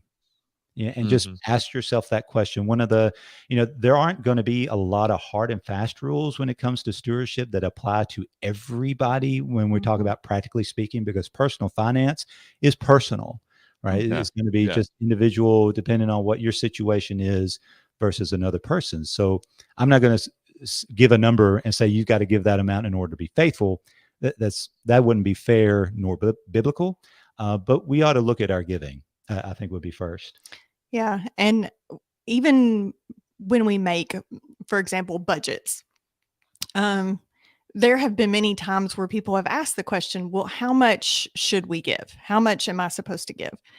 And really, again, heart of money management, what we're looking at is not just the behavior, but the attitude that you have behind the behavior. You think about, I know how we are with our nieces, and you think about how most people are with their kids. They don't sit down and think, okay, what is the least amount of money that I can spend on this kid and keep them alive and not, get in trouble with the government. But I don't want to give them anything else, like no vacations, no desserts, just to keep them, bare minimum. What's the least amount I can spend on my kids? Wow. And I've never heard a Christian parent say that. And I know we definitely don't do that with our nieces. My sister would probably like it if we did maybe ease off a little bit, but you love them, right? And so, yes, you may budget, but you're not approaching that budget with the attitude of what's the least I can do to get by. You're not looking to be the worst acceptable parent you can be, right? But sometimes we're looking to see what's the lowest acceptable bar for giving. And yet God has given us everything, has withheld nothing from us. And yet we're trying to nickel and dime him. And so that's really, for us, I think we can get caught up sometimes in the numbers where you're just looking at dollars and cents, but you need to step back too and realize, your heart has to be a part of it. It's not just a number on a budget. Yeah. I'm reminded of what Jesus said in Matthew 25 when I think about a discussion like this, and particularly with regard to the parable of the talents. And so, you got these 3 servants, and they're each given according to their ability, 5, 3, and 1. And in Matthew 25:24, he who also had received the 1 talent came forward saying, Master, I knew you to be a hard man, reaping where you did not sow, gathering where you scattered no seed. I was afraid. I went and hid your talent in the ground. Here, have what's yours. And, of course, that was unacceptable. And so I'm thinking God owns not only what he has initially given to us, but also the increase, whatever that's yielded. And, I'm thinking about that. I am to steward my monetary assets. Yes. I am to steward my, time. I'm to steward my relationships. I'm to steward my property, on and on and on and on and on. And then whatever else that yields in whatever fashion that takes, I'm responsible for using that in a way that glorifies God because it all belongs to him anyway. That's right. That can be a hard concept and for us to implement. It's not hard to understand. It's just hard for whatever reason to practice. And I think we see that in the 1 talent man there too. Yeah. I mean, we wouldn't apply any other logic in ourselves, in our bodies. You think about, okay, God created us. Well, at what point would you say we were created? Like, are we the fetus? Are we the small child? Are we the grown adult? And then did we okay, if God created baby Gary, then adult Gary is way bigger. So he can do kind of whatever that just falls apart immediately, right? It doesn't even make any sense. Yeah. And we shouldn't do with anything else. So apart from giving is, I think, the first thing that we have to consider, again, because that's a critical back part. To some rails. That's good. The train has found the track. It's everything else, I think, kind of falls into place once we understand that God's the owner of it all. And maybe that means that we have to respect the limitations that our money has on us, right? Maybe we don't get to enjoy all the things that we would see on social media or that our friends get to enjoy because we can't afford it. And that's okay. There are other things we can enjoy within the boundaries that we have, and sometimes folks may get themselves into financial trouble, putting things, taking on debt that they really don't have a good idea of how they're going to pay back. They don't have a plan for that. They just want to enjoy the moment, and then, okay, I'll just deal with the consequences later. I would say that's probably not good stewardship, right? That's something that we need to kind of look at, first, respect our budgets, and make sure that we're doing the right thing with what God provides us, knowing that He is providing us, sufficiently, and we just need to respect those boundaries. Yeah, Yeah. I think it can be difficult sometimes to appreciate our blessings without falling in love with them. Mm. We realize they come from our creator, and then we fall in love with the created instead of our creator. And the love that we should give to him, we give to things or to other people. And, we don't direct it where it should be. And sometimes that's because we look at the blessing, it may be money, but it may be something else. And we elevate it to a spot it's not meant to be in. And we sometimes we say we love God, but we love ourselves just a little bit more. And that can be a hard thing. It is something that requires a lot of self-evaluation, right? Because, again, finance is personal, and no one's circumstances are exactly the same. So two people can make the same decision for very different reasons. And two people can do completely different things and both be the right decision. So it does require a lot of, evaluating yourself and being honest with yourself about why you do what you do and how you feel about the blessings in your life. Agreed. Yeah, absolutely. It turns out that whole denying self part of discipleship in Luke 9 is kind of difficult to do. Yes, agreed. And you guys have talked, I know you talked a little bit just before the holidays, maybe at the end of last season on Bountiful, about this notion of like, hey, if you have to say, I can't afford to do this or that, I can't go to this holiday party that requires a gift, or I can sit out on the gift exchanging portion of this part or whatever. That's not rude to do. At least you can do it in a non-rude way. Christy would know how to do that. Yeah. Right. None of Yeah. the rest of us in the room would. No,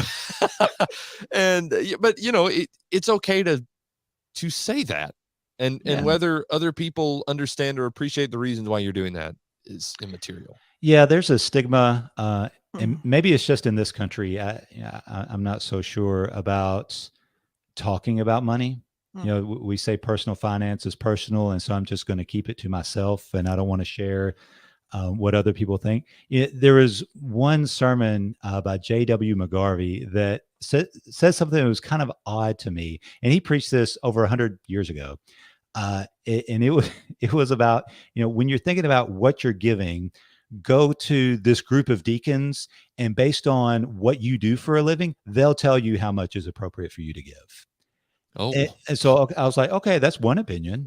That wouldn't, we would say that would not fly at all today.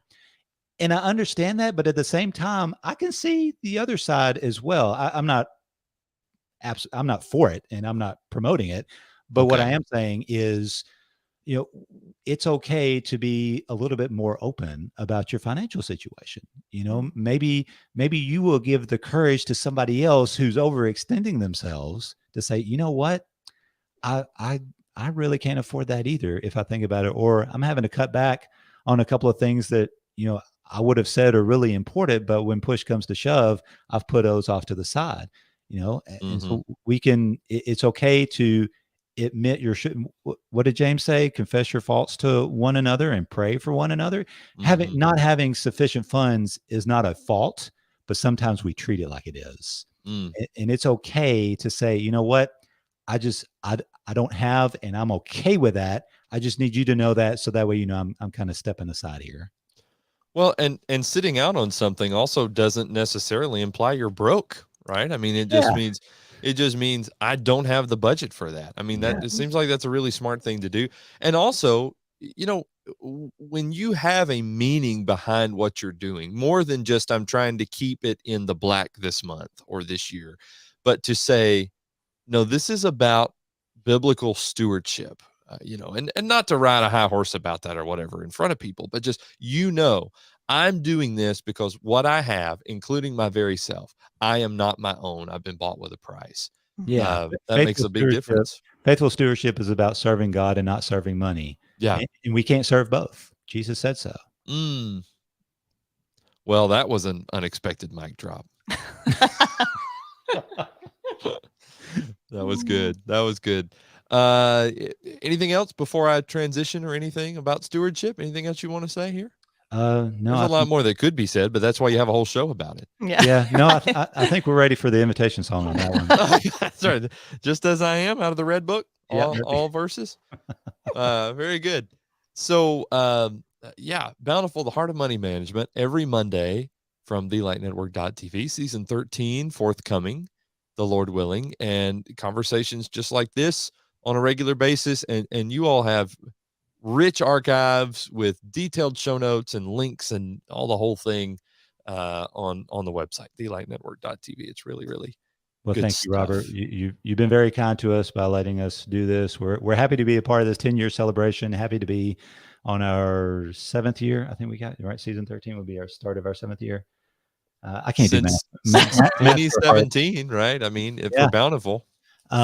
So to be a part of this is fantastic for us. And so we really appreciate the opportunity. To add a little levity to it, and it's please levity. Yeah. One thing that poor Christy.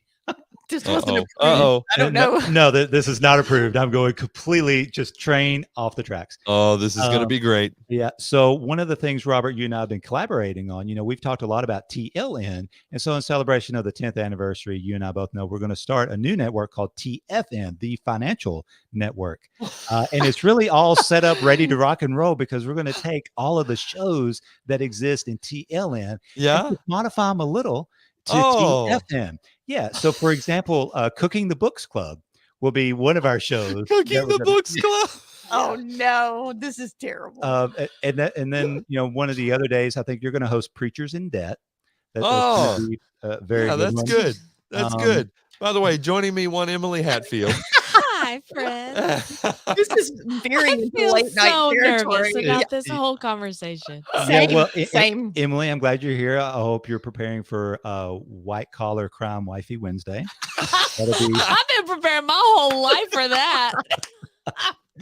Don't out me yet. Yeah, Collar Crime Wifey Wednesdays. Yeah, Bountiful is just going to transition over very cleanly. We're probably going to do a whole season of things I learned about money at the gym. We're going to do 20 episodes on that. One new show is called Insider Training Scholar Study. Oh, okay. Yeah. Of course, we're going to have a new show. We got to find a host for this called Hedge Fund of Protection. That's going to be probably pretty good. You've really put a lot of thought into this, right? No, this is just 1 minute of me being silly, and this came out. It just rolls right off. Sounds like you do have time for another podcast. I don't know if there are like 2 in archives right now. I don't know. It's funny you say that, Emily. I'm planning on hosting 4 accountants and an abacus. That's going to be there, and then finally, money doesn't grow under the juniper tree. That's going to be probably the most popular. That's perfect. Oh, that's so all coming on TFN very soon. TFN. That's fantastic. The Financial Network. We almost got through it. .tv or something. Yeah. Wow. Gary and Christy Jenkins, everybody. Mondays. Richard Hopkins, bounceable, not bountiful. Nice. Leave it sincerely, Richard. Sincerely, Richard. Richard, he's great. Right. This is fantastic. Wow. Well, in all seriousness, we appreciate what you do and the levity you provide. And I mean, late night has been a topic of conversation on this Celebrate-a-thon. I'm just saying. I tell you, Emily, and Brad looked really good. You did, that. y'all. We can't trust Brad on a show like no. Late Night. You must not have been here for all the things we've learned in 10 years, which is not Brad on a live Wait a minute. Wait a minute. I'm sorry. I have to break in. I have. Break in? Like, what's happening? That's literally my mic stand. If it breaks, it's okay. Wow. I have a bountiful finance question. So Oh, boy. since Oh, I am the good. black sheep of the Light Network, Uh-huh. I I have ordered a figurine black sheep for myself in my office. Is that a sound investment or? I think if it gives you It was joy, only yeah. $11. Don't tell me Dave Ramsey it could earn like 37% in the stock market and it'll be $1 million in 5 years, because that just ain't true.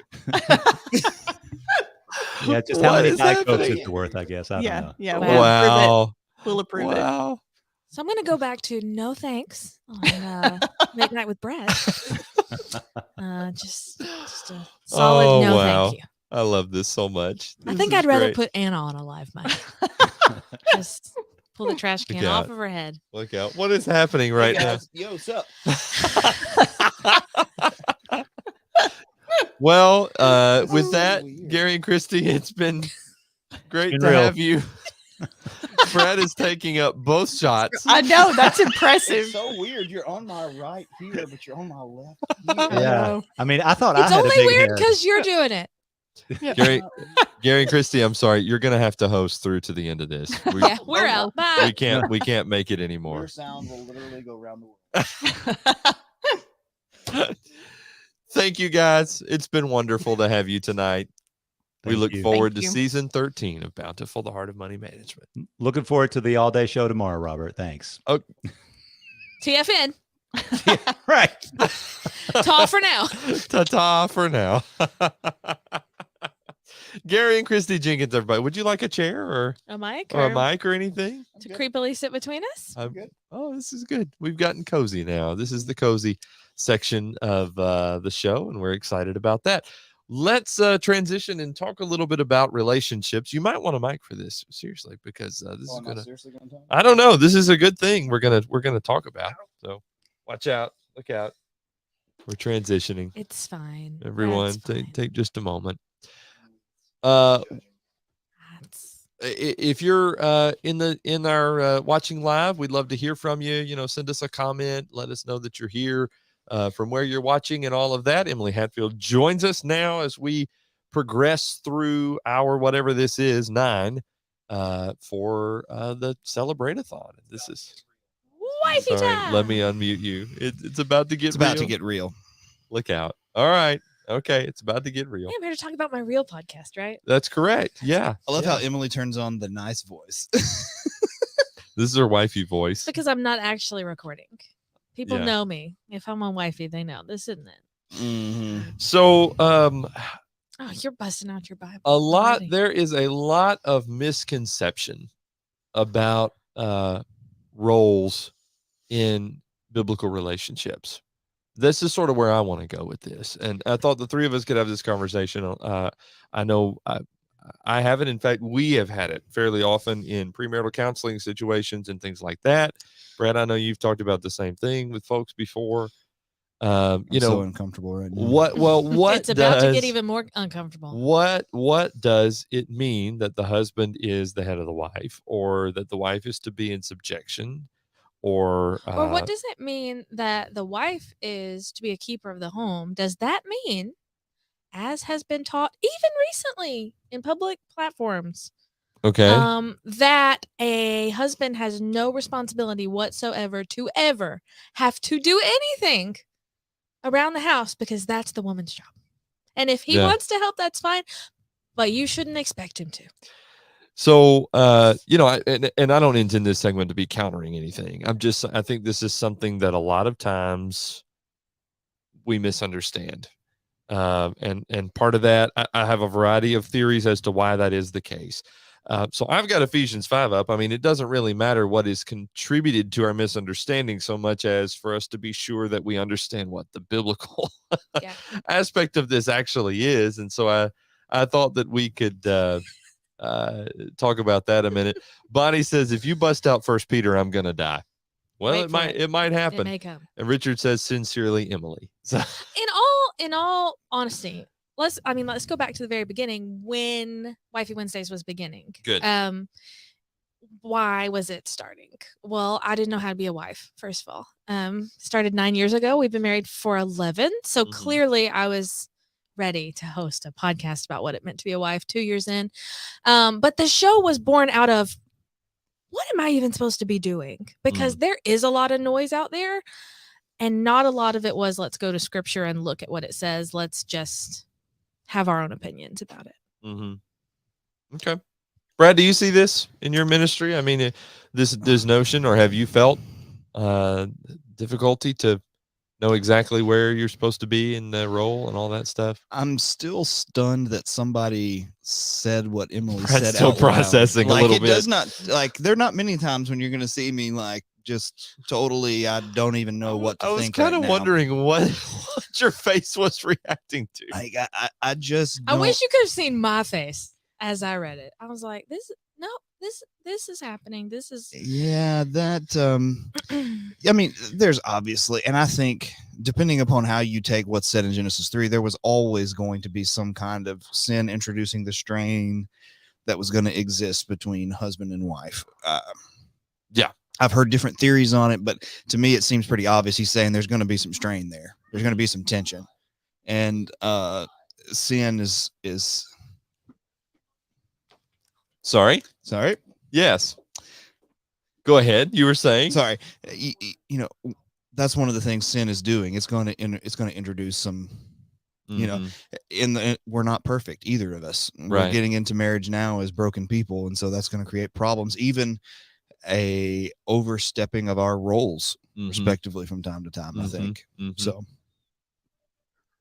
yep. Absolutely. Sorry that we've had a little bit of commotion in the studio. We were trying to figure out there for a moment, but okay. Yeah. So part of living in a fallen world is gonna bring that about. Now, as to why exactly, that is the case, that is certainly debatable, right? I mean, anyway, we can get into that, but I'm not sure that's helpful for our discussion here specifically. I'm back. Everything okay out there? Yeah. Okay. This is live TV, everybody, and we're Well, as you know, the children are here, and therefore I must be solely responsible as the wife and the mom.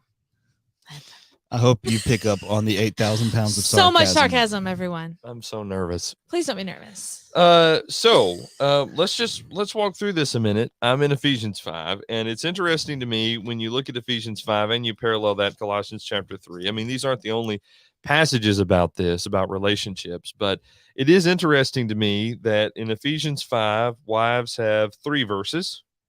In Colossians 3, wives get a verse, husbands get a verse, children get a verse, and fathers have a verse in 18 to 21.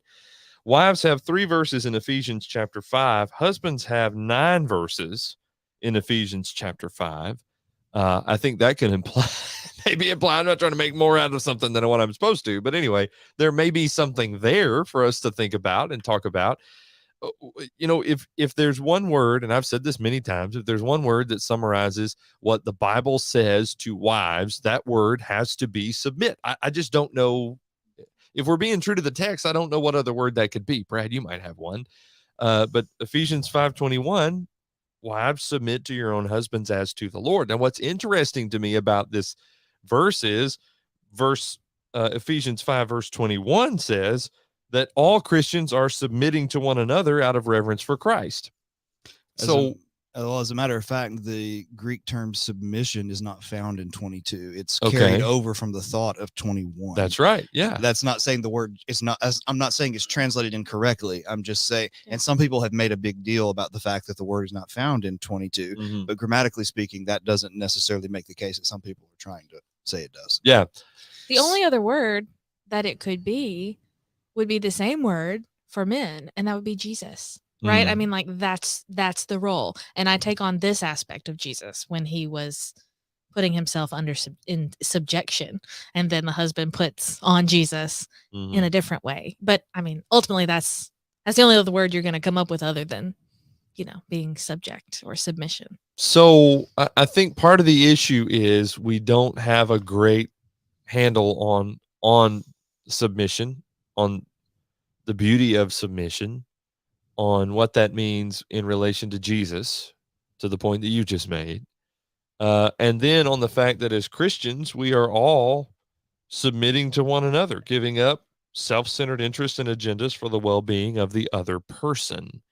So Christian to Christian, I have that obligation. I don't know why that would be nullified even within the bonds of marriage.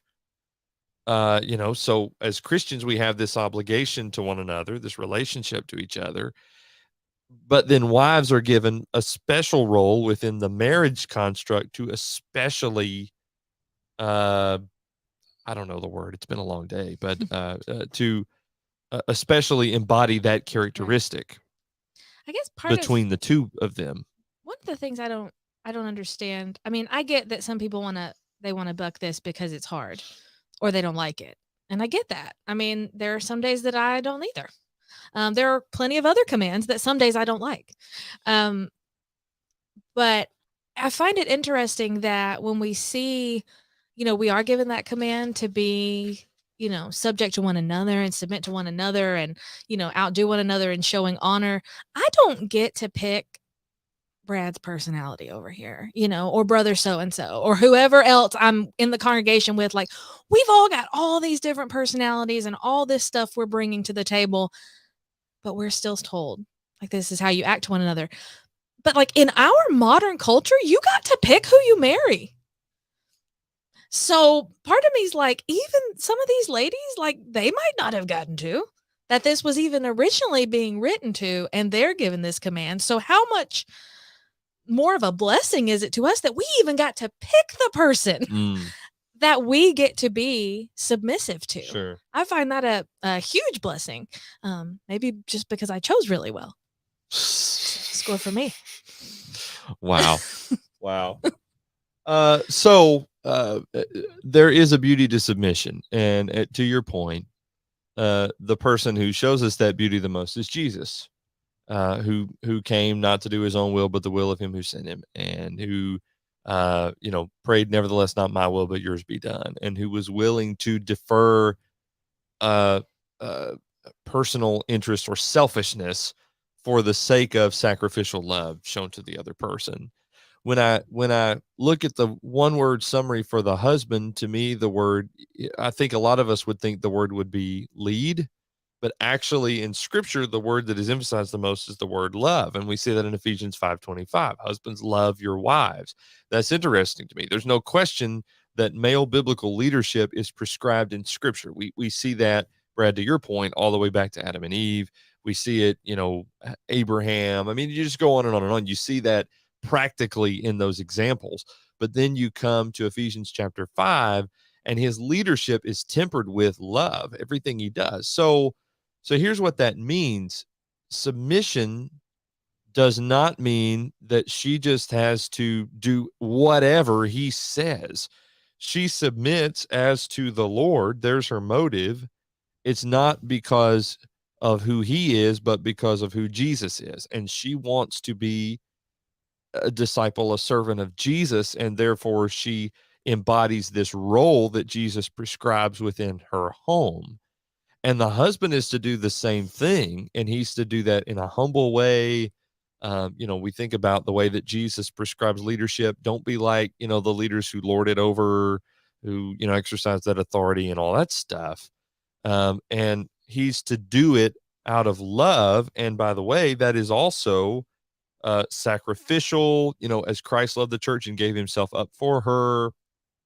So basically, each party, the husband and wife, are sacrificing themselves for the other, deferring to one another, and all of that within the context of the example of Jesus and a desire to please the Lord in this relationship and to show Jesus to one another within that relationship. And to other people, right? I mean, there's a reason that, there you go. Husband and wife is shown as the relationship. I'm really talking about Christ and the church, Paul says, but, it's like, well, let's show the husband and the wife so we can glorify God in the way we treat each other for a watching world, which I think is a lot of the premise of the show, that people are watching, people see us. How can we glorify God? It's not about who we're married to. It's not about even this role. It's this opportunity we've been given every day to serve. And that's what it is. It's an opportunity every day. And will it always be easy? No, but it will never be harder than what Jesus did. So we can do it. We have to. And that was stated in your typical Emily throat punch kind of way. You're welcome. But I've been reading Genesis lately. So I go back to Adam and Eve, that Brad mentioned, before the fall, before the sin, God creates Adam. And before Eve was even created, that's when the command came about not, eating of the tree of the knowledge of good and evil. So Eve got that information likely from Adam. So there's already some order in there, right? Like Adam was created first, then Eve for this reason. That was all before sin was introduced, that he was the leader. Well, being a leader is not the punishment. Being submissive is not the punishment. There's beauty to it. We don't have to feel like, oh, I'm being punished and I don't get to lead because of Eve. No, it was never the plan. You weren't created for that. You were created to be a helpmate, and that can be and should be beautiful instead of how many generations of women and men alike have just perverted the way that it looks. And we've messed up marriage and the home so much that nobody even knows which way is up when it comes to approaching marriage the way God wants it to be. Me too. So that's why we started the podcast, because I was like, I don't know what's happening. Still trying to figure it out. 9 years in. I hope I'm doing better. Yes, you're doing great. That's great. You're doing just great. Good to know. Brad, you want to add anything over there? He's being so quiet. He's like dissenting everything we're saying. Ready. He's like, No, she's not doing it. The subject is incredibly. This is one of those subjects where you almost have to confront and sift through the notions that exist before you can even get to what is actually being said. And to understand that when we're teaching a normative principle, like this is the norm, that does not mean that there are not exceptions and situations and other things along those lines. And we have to remember that I think sometimes what happens is this: when we're married to each other, we are not in competition with each other. We're on the same team. And, to reduce loving and leading and respecting and submitting or whatever it may be to, well, you're going to tell me what to do. Well, you're understanding marriage completely wrong to begin with. It's a good point. Like this is not the way this is meant to be understood at all. And just cutting through those things like, oh, that means you're like the CEO. Well, no, that's not at all true. That's Jesus. But even if, But I'm glad you bring that up, because I think this might be a good time to tell about something we did a long time ago. It's been a long time now, but we did it network wide when we did the Shine the Light on domestic violence. Yeah. So to Brad's point, like there are some exceptions, and so when we do the podcast, I'm not like doing all these caveats all the time. Like we're talking about normal situations, but there are situations that are different, and there are abusive situations. There are both sides that take that, to different extremes or whatever. So we do have that segment available on the platform. If you go on website thelightnetwork.tv and scroll down until you see some special topics, we've got several of these. Shining the light on the darkness of domestic violence was among the first that we did back some time ago, and there are a lot. If you go to thelightnetwork.tv/stop-violence, it'll take you to this page as well. But there are a bunch of episodes there, and even some blog posts from back in the day as well, I think, that you can find that were all coordinated as a part of this effort at that time. Yeah. And we do speak into some of those, obviously when you've been doing it for 9 years, like we've had episodes and stuff that talk about this, and scripture doesn't shy away from it. Certainly if you study marriage throughout the Bible, yikes at half the things that were happening. I'll say more than half. Yikes at more than half of the things that were happening in marital history in the Bible. Oh, this is getting real, Brad. Well, it's happening. And I would just say, be cautious who you listen to on this subject. notice that Emily highly disagreed with the person she quoted, but she at least read/heard, knew what was going on. You need to hear multiple sides of a judgment. And that way you can, anybody who encourages you, they say, take my advice and don't listen to anybody else. That's not the person you need to be listening to. Someone who will encourage you to take multiple opinions, even that disagree with one another, and even would disagree with the opinion that you're giving. Put it all out there on the table and make the decision, because a lot of, I think I'm going to give them the benefit of the doubt. Right. Well-meaning preachers and elders have sent people into situations with monumentally bad advice. And we're people, right? So we take all those opinions and we take all the stuff, right? And we put it out there on the table. But beside that, we have God's word. And it's like, ultimately my opinion, your opinion, this guy over here's advice. If any of it contradicts this, bye. I'm like, wow. I'm gonna have to just leave it. And I've said that on my podcast, because listen, I don't know what's going on in your life. Like, I appreciate you listening to me, but I don't know what's going on in your life. And if I say something that you're like, that is not how God would have me react in this situation, choose God, not me, because I'm doing my best. And the point here, I mean, this is a hard needle to thread, because there are some people listening to this and they're listening to this and they're like, okay, are you saying truth is relative? No, nobody's saying that. On the other part, things get really messy in relationships sometimes. Now, where I was coming from as we started this was, I think that a lot of general couples going into marriage sometimes don't have a good view of what it looks like to live Ephesians 5, Colossians 3, Genesis 2 at all, whatever.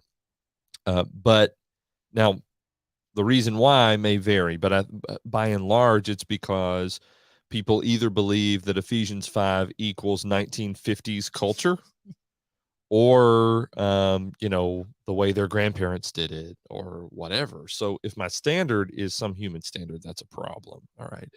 On the other side of this, though, like when we get into really rough situations and we're trying to figure out how to navigate Ephesians 5, the point is, listen to someone who can help you merge your situation with whatever the Bible's teaching. Is that a good way to say that?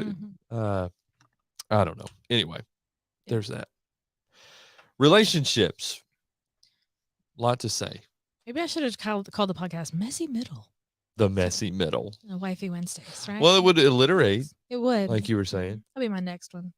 Brad, you're so contemplative over there. He's still hung up on the fact that someone put that out there. Are you? Is that where you are? Well, that and it just this is just such a, I mean, if you've preached any time, you this is not an issue. These are people. That's right.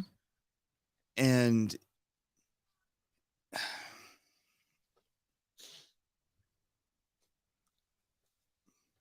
yeah, anybody, I will just say it, and I think biblically I can prove it all day long. If somebody gives you the notion that submission means going along with every decision, or that you cannot voice opposition to something, or that submission means I don't even get to have an opinion, that's something you need to pay close attention to and be cautious of. That's not the idea of submission, even more, any more than, I submit to my elders in my local church, but I know my elders and I know I love them and I know they love me, and I have the right to disagree with them and to love them and to still follow them. Right. And so, it's just so hard. Doing whatever you say and having no way to ever say anything contrary is no more submission than that would be leadership. That's dictatorship. That's not leadership. That's right. It's blind obedience. Right. I mean, and how many people have we seen that have been hurt because they were taught that you can never say no in certain areas of your life to any request. You can never, just in general, they didn't know what abuse was because maybe their parents, they kind of had that relationship, but they legitimately loved and cared for each other. And this spouse is actually an abusive spouse. Right. and Yeah, they will that's a good take point. advantage of that. Yep.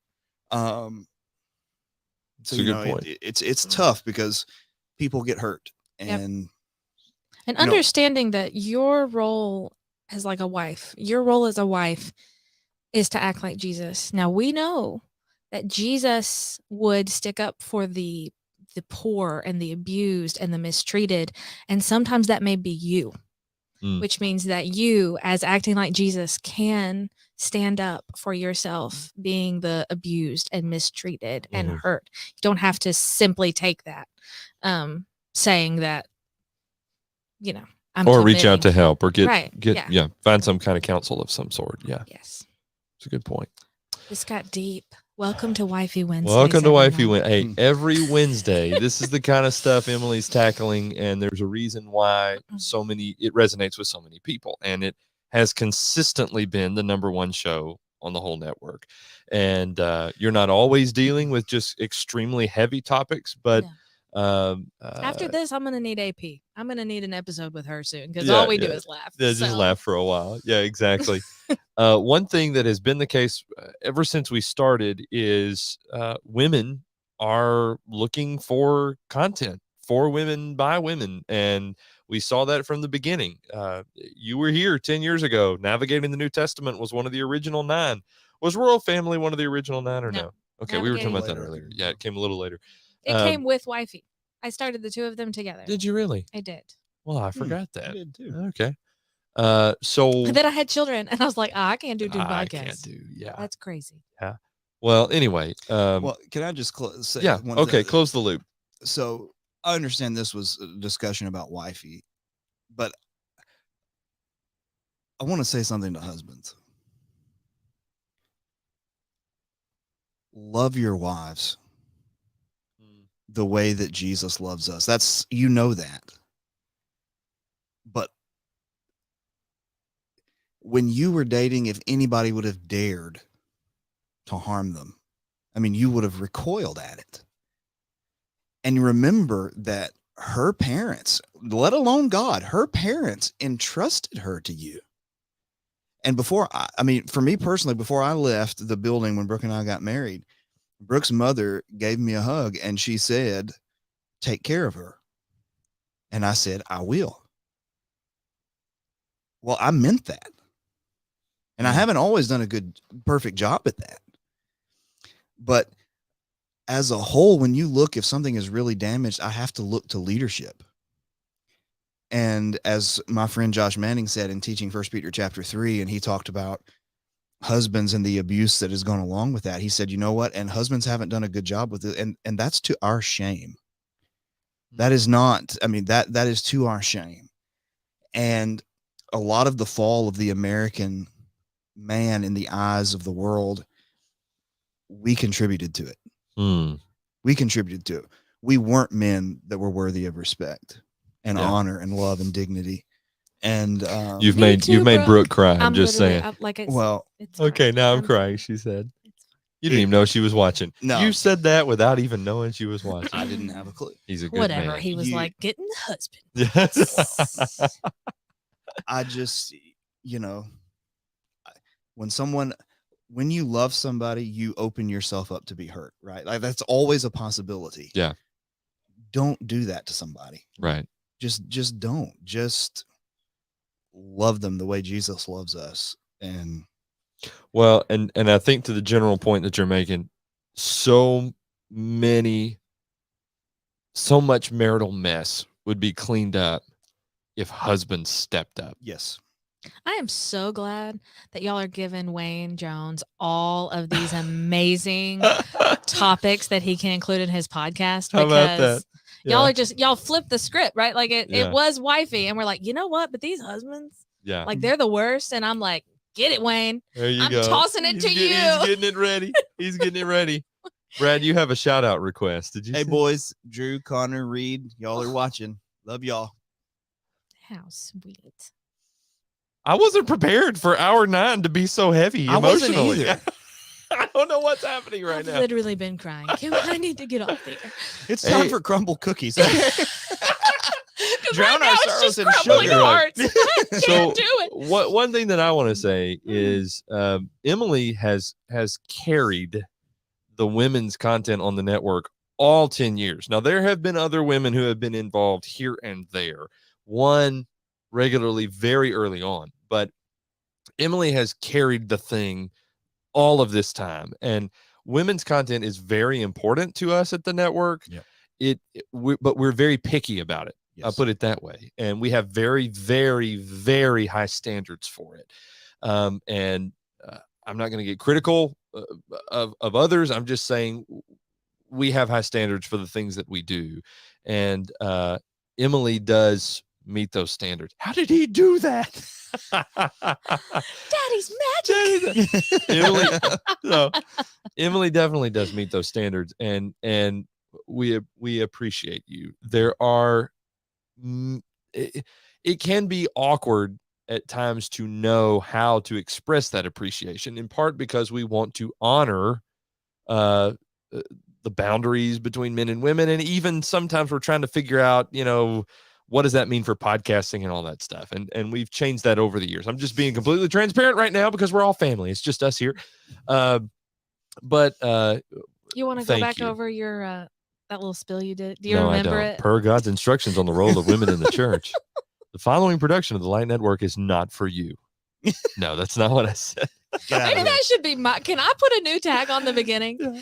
If you Maybe don't you want your should throat leave. punched, Yeah. maybe you should leave. Yeah, exactly. You've been warned. I feel like we should just change one word. Like in the Mighty Ducks when they're going to shop in Beverly Hills, and we'd like 4 burgers, 4 fries, and you kids get out of here. I don't watch TV. I don't know what I have no idea what that is.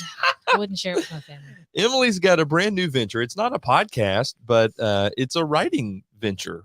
Motivation Proclamation. It's on Facebook only, right? It is. Well, it's on Instagram, I guess. I don't know. I started it 5 days ago. You're all welcome. Okay. All right. And so you're just posting daily encouragement, right? Yep.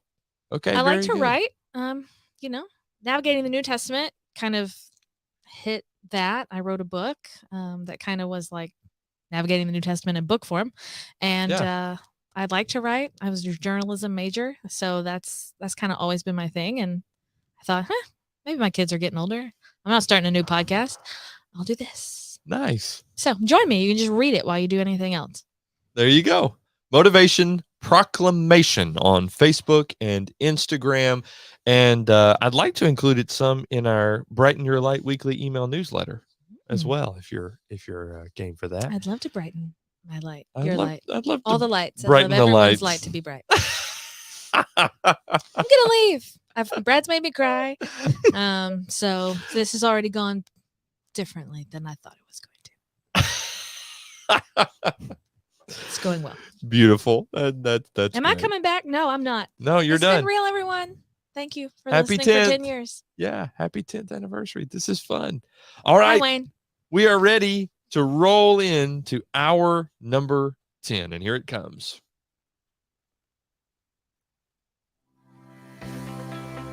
It's a 10-hour celebration celebrating the Light Network's 10th anniversary. This is the Celebrate-a-thon, coming to you live from the Light Network studios in Henderson, Tennessee. This is our 10 of the Celebrate-a-thon. And now we're joined by Wayne Jones to discuss leadership. Here's your host, Brad McNutt. Apparently, it's just you on this. The announcer man said, well, the it's announcer just man you. is you, so you're here too. But it's not just us, because there's Wayne Jones who's joining us, the host of Authentically Adam, coming to you every Wednesday from TheLightNetwork.tv, and the perfect piggyback on the previous discussion that we had. It's true. Hey, Wayne, how you doing? Hey, guys, I'm good. How are y'all? Very well. Very Are well. you tired? I'm tired. Are you tired? Yes, but the adrenaline kind of kick comes and goes. So right now I'm okay. Okay. All right. I may have a panic attack later, but I'm okay right now. We've had our moments. It's I got in about about very fast, Mhm. but we I got hadn't in been about as 10 busy minutes as this ago. guy. 10 got in minutes. about 10 minutes ago, and I didn't realize what I was walking into for this last hour or 30 minutes or 10 minutes or whatever it's going to be. But I'm not touching any of that stuff you talked about. settled it and dealt with it. We may look at it on the podcast, but not today. It ain't happening today.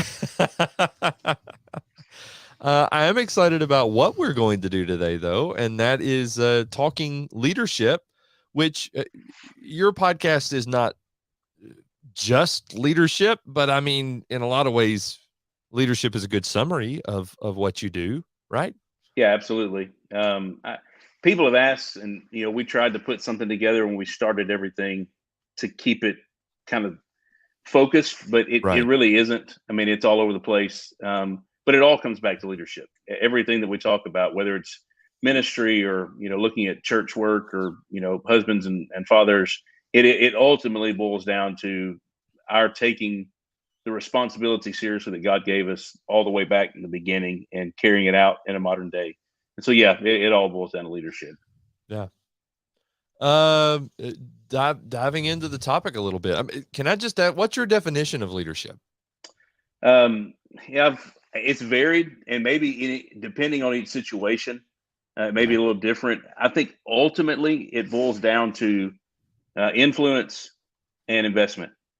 If I will take the time to invest and to give what I have to someone else, there's a good chance that I'll influence them and they'll follow me. And I don't think you break that model when you come into the home. I don't think you break that model when you come into the church. I think ultimately that's what it boils down to. That may not define it, but I think it describes the two primary components of it. It doesn't come with inherent authority or whatever is just granted to you because of your gender or because of your title. I think you have to have both of those components to be a true leader. And I think men who aren't in certain positions just because they're not appointed elders or they haven't gotten married or had kids, if they have investment and influence, they're already leading no matter the situation in life they're in. To me, those are the two primary components of leadership. Influence, and tell me the other one. Investment. Yeah, influence and investment. Have you read the 5 Levels of Leadership by Maxwell? I have. It talks kind of about that, and he talks about the lowest level of leadership. I forget what he technically calls it. It's the authority. I follow you because I have to. Right. And the highest level of leadership is I follow you because I want to. Like I'm inspired to follow you, and that's really what it comes down to. I mean, hopefully that's what we can do at every level. In certain places we may enter in, they may not know us. And so they'll follow us, hesitantly, but hopefully at a certain point we earn the respect and they follow us because they want to. Right. And I'm not sure we ever really get past that first level in most of our relationships. It's almost you're supposed to, or I'm supposed to, so you must, and I must. And it's this very, you get bitter about it and certainly not heartfelt about it. It's just this contract and obligation. Which is why I think we struggle with it so much. Yeah. Has the model shifted, or did that authoritarian type model ever work? I guess could be a better question. But I mean, there was a time, it seems at least, when maybe in business culture, as well as, let's be real, in church culture, and church culture lags. So maybe that shift is lagging a little bit in its shifting, if assuming that you agree that it has shifted. But has it, or maybe at least that was the perception of leadership at one time, whether it worked very well or not? I feel like it has shifted. Although I only know the time I've lived in, so I can only study history and listen to stories. But I feel like even my dad was raised in a generation where you didn't really question what you were told to do, and the obligation drove you. But I'm just still not sure the relationship that's supposed to be there in leadership was ever there. And I think God intended our role in the lives of our children and our wives and the church and even our coworkers in the secular world. I think he intended for it to be more than just that. But obviously you go back to even the biblical times and the days of the patriarchs, authority, demand, respect, it was all there. And I'm not sure the relationship in those situations with Abraham and his servants, or with David and his servants, was always there, like we think about it in today's terms. But then we only get a very small picture of how they lived and what they did. But I truly believe if God wants Christianity to be lived from the inside out, that leadership cannot simply be a contract, cannot simply be an authoritative responsibility. There has to be a relationship, which would necessitate investment in the course of that. Yeah. And I think Jesus models that probably better than anybody. I mean, if there was ever anybody Right. that invested in people and influenced them, I mean, it was him. Now he certainly had all, I mean, if anybody ever had authority or has authority, he has it. Right. But he did not use it to bludgeon people with. Well, I think of Paul's advice to Philemon. I could command you. He says it outright. I could command you, but I'm going to ask you to do it out of love. That's influence, and he had already made an investment. That's leadership at its core. And he says at the end of the book, I trust that you're going to do even more than what I ask you to do. I don't think that had to do with just the confidence he had in Philemon. It had to do with a model of investment and influence that this has worked before with Timothy and Titus and others, and it'll work now. That's the way God intended for it. And I think he learned it through the revelation of Jesus Christ as it was handed down, the other things handed down to him. There's definitely a lot of talk about, a concern for future leaders, training future leaders. Sometimes that's referring to decades down the line, and sometimes that's talking about next year, depending on the situation you're in. I don't want to be negative about it. I mean, there'll always be a need for leadership. So I'm not necessarily saying that there is a dearth of leadership or whatever. I don't want to be like sensational about it, but what can we do? I mean, what do we need to do about this perpetual need to be, raising up leaders to fill the shoes of the ones who are serving today? One of the things that I have come across and my eyes have been opened up to since I've started doing the podcast, and I've read a lot more on leadership, and I pay attention to things maybe from that vantage point a little bit more than I used to. I think there has to be a constant and intentional effort to mentor in the church and in our homes and our families one-on-one with our young men. Oh. I don't know that it comes from a programmed, I know congregations have it, and I think businesses have it, where you have this, we're going to put you in a program, and we're going to make sure that these 10 guys are ready to serve. They're ready to lead 10 years from now.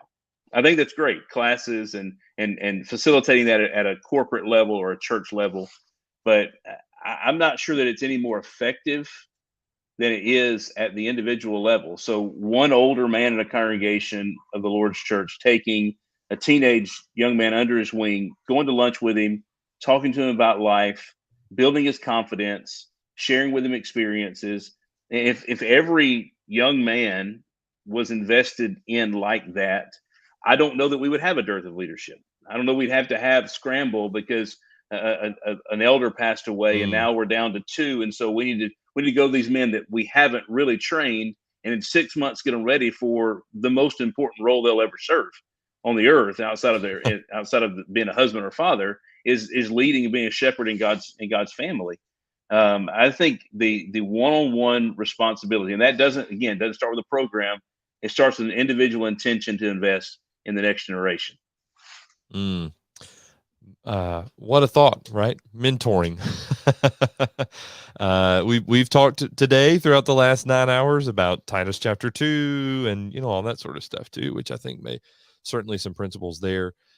We just need to share life a little more. I'm wondering too, I don't know what made me think about this, but the relationship between elders and deacons and just getting those groups together more often. I mean, I remember when I was at North Charleston and we were thinking about the future, and one of the elders, it was just the elders and me in our annual meeting we did at the end of every year for the year ahead. And I brought it up. I said, well, I guess I'm kind of concerned about, the future leadership or whatever. And he said, well, where will these leaders come from? Most likely, from where will they come? Where would we expect them to come? And I thought, well, I guess the deacons, or whatever. Well, anyway, having said all that, sometimes elders and deacons don't have the best of relationships. And a lot of times that's because maybe communication is lacking. It's not anything other than just we're not together a whole lot, those two groups. And I'm just wondering, like, from a mentoring perspective almost, elders and deacons get together and they just share struggles and, Right. hey, you know what? We're not sure we made the best decision on this, but we prayed about it and did the best we could in the moment, or whatever. I mean, just being Right. real with each other and just sharing life together kind of thing. Yeah. I think if you did that, you would have almost a 3-level mentorship going on, because I think the deacons could take those teenagers under their wing, show them where they are in life, somebody else a step ahead of them, and the eldership show them where, so you have this, again, it's constant. It's not just one generation to the next. Most congregations are made up of multiple generations. So being intentional at each step of the division to bring somebody else to where you are. And I think that elder deacon certainly, it could be fixed and be better just for working relationships aside, but certainly for a mentor situation as well. Somebody mentioned in the comments of the video the parent-child relationship. There's certainly a lot of opportunities there as well in terms of training for leadership, right? Absolutely. I saw that comment, and I think we think we're doing that with our children when we make them obey, and when they they have to clean their room, or we take them to Bible class. But there's something different about training up a young man to lead, because you can raise a Christian and he should know how to lead from that, but there are certain skills and things to know in leadership that you may not have to know elsewhere. And I don't know, I feel like sometimes we raise our kids to behave so they don't embarrass us, rather than to learn what true servant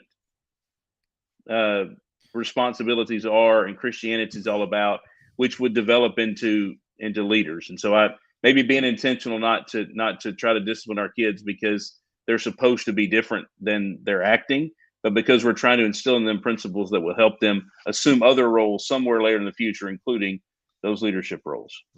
And I think if I had, $1 for every time I've said, or I've heard people say to me, he's a good man, but he is not a good leader. There is a distinction between the two. Like you said, there are just certain things that you have to know. You have to be able to, Maxwell talks about being able to trust your gut. Like that's hard to teach. That's experience and reading the situation and people and the room and all that kind of stuff.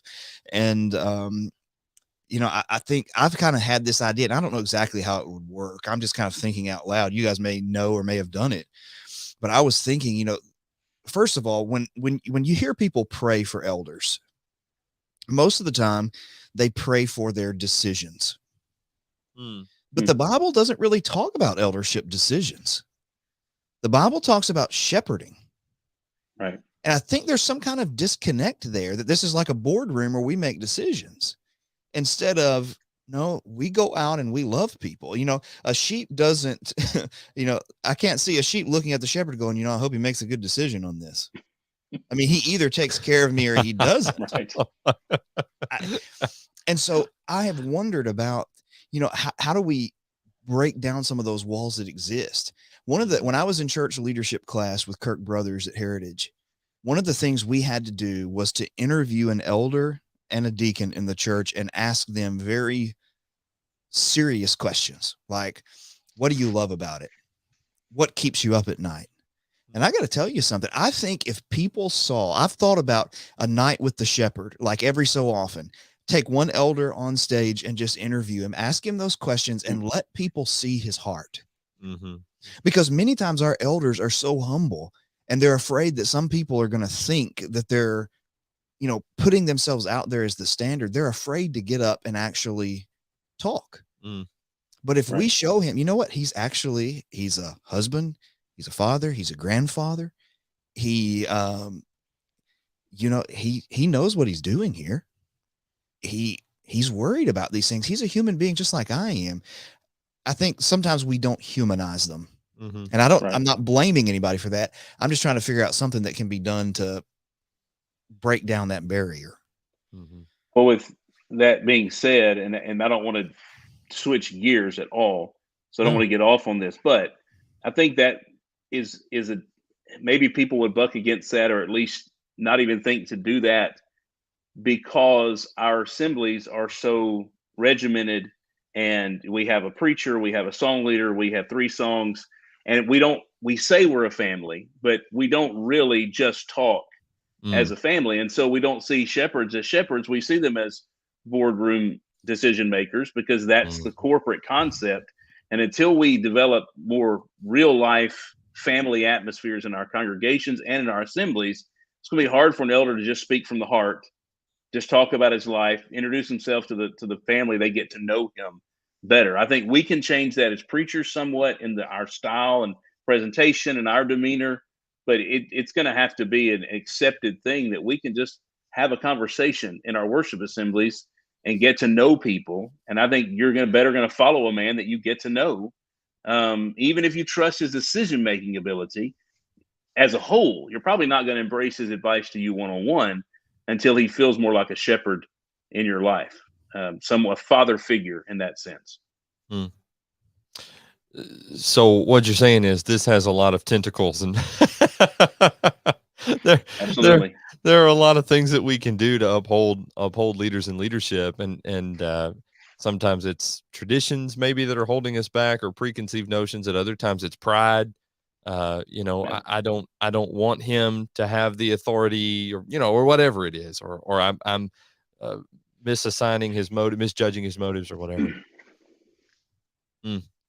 Um, uh, I was raised, or mentored is a better word, to respect the plan of God with regard to the organization of the church, and specifically that of the roles of elders, deacons, and as a preacher, especially as a younger preacher, I've tried to figure out what exactly my role is in all of that.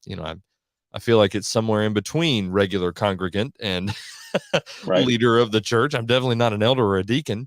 Uh, anyway, that's another story. But I'm just uh,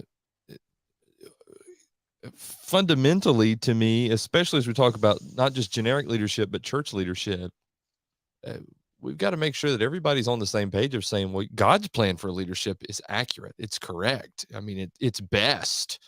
And we if we can all unify and work toward that, I think that'll help everybody involved, right? I don't know, I'm oversimplifying here, but just thinking. I think you're right. I think as preachers, we probably know a little more of the inner workings of things. And so while we should respect our elders perhaps more than the average person in the pew, sometimes we don't because we know the ins and outs, because we're waiting on decisions that aren't being made, or progress that we think needs to be seen. I think we have to try even extra hard, Yeah. go the extra mile in not just offering respect, but building that confidence in the church and our elders. And I have been Yes. guilty myself in frustration and times of just not getting where I think we need to get, that I have probably haven't been as upholding their hands behind the scenes as I should be. But I think we do need to honor that, because even when bad leadership is there, the God's plan still works. And you can Mhm. still work. God has worked through leaders that weren't fully qualified in other situations, and he can in the church. And I think we need to, as preachers and teachers, uh, other leaders outside of the eldership, uphold that and endorse that, and try our best to keep our frustrations as close to the vest as we can, so that we don't undermine God's plan. Yeah. That, and I try to make it a point when I can, especially when COVID was going on. Elders were under so much fire trying to Yep. figure out and balance stuff. Hmm. When they would announce whatever our next decision was in protocol or whatever, I would say when they were done, when I got up to preach, and I made sure I wasn't overstepping my bounds when I would say this, I would tell them, I would just get up and say, I appreciate what our elders said and led. And as a person who's been in that room, it's easy to get up here and read a decision, but I can tell you as a member how hard the decision was for them. Yeah. And that I can promise you and assure you that they have your best interests at heart and my best interest at heart. Hmm. And that just express my appreciation for them, and not be insincere, but model that, good leadership is is an important thing. Right. And if you've never served under poor leadership, I don't think you fully appreciate good leadership when you have it. That's right. And so, you know, you've been in those situations, and so when you see good leaders, you want to do everything you can to hold them up and to get people to realize what they have. Yeah. Here's the beautiful thing about it for me now. Although I'm still under elders, I'm not a preacher anymore, so Right. I'm a little bit out of that discussion. And there's a little bit of relief that comes with that. I didn't realize how much pressure to keep those relationships the way they needed to be is really there until you're out from under that and you have a different perspective. I have a little more respect for the average guy as he gets information and processes it through church leadership now inside of a lot of those conversations.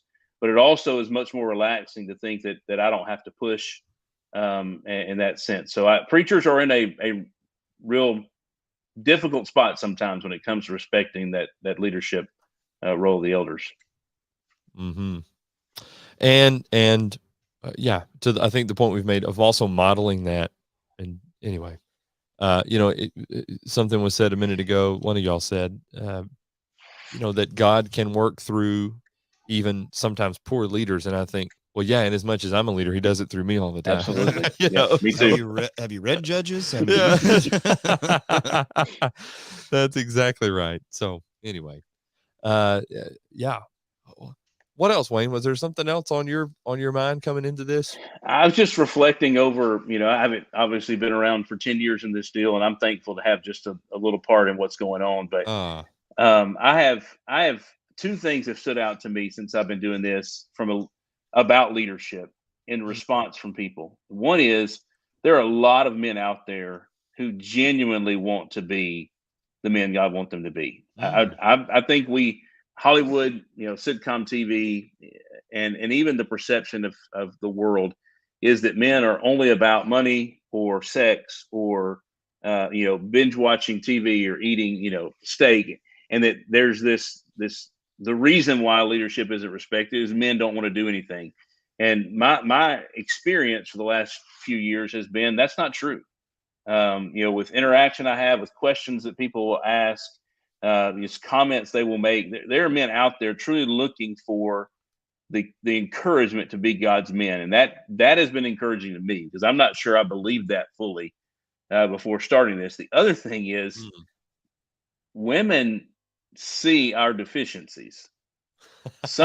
Most of the feedback that I got early on Authentically Adam were from wives. And it was, I'm trying to get my husband to listen to this podcast. Thank you for what you're doing because he really needs to hear this. I don't know what was going on in their homes. And, you know, I don't assume that was just, you know, a wife nagging about something, but I've had constant viewership in women seeking to get their husbands to be regular listeners because they want them to be. And so again, I think if you got men who want to grow and learn, you have women who are looking for men who are growing and learning, then we're probably in a better state for leadership than maybe we sometimes give it credit for being. We just got to step up and provide the information, encouragement for them to become the leaders they want to be. If the hunger is out there, we need to keep sharing it with them. So I'm encouraged by that.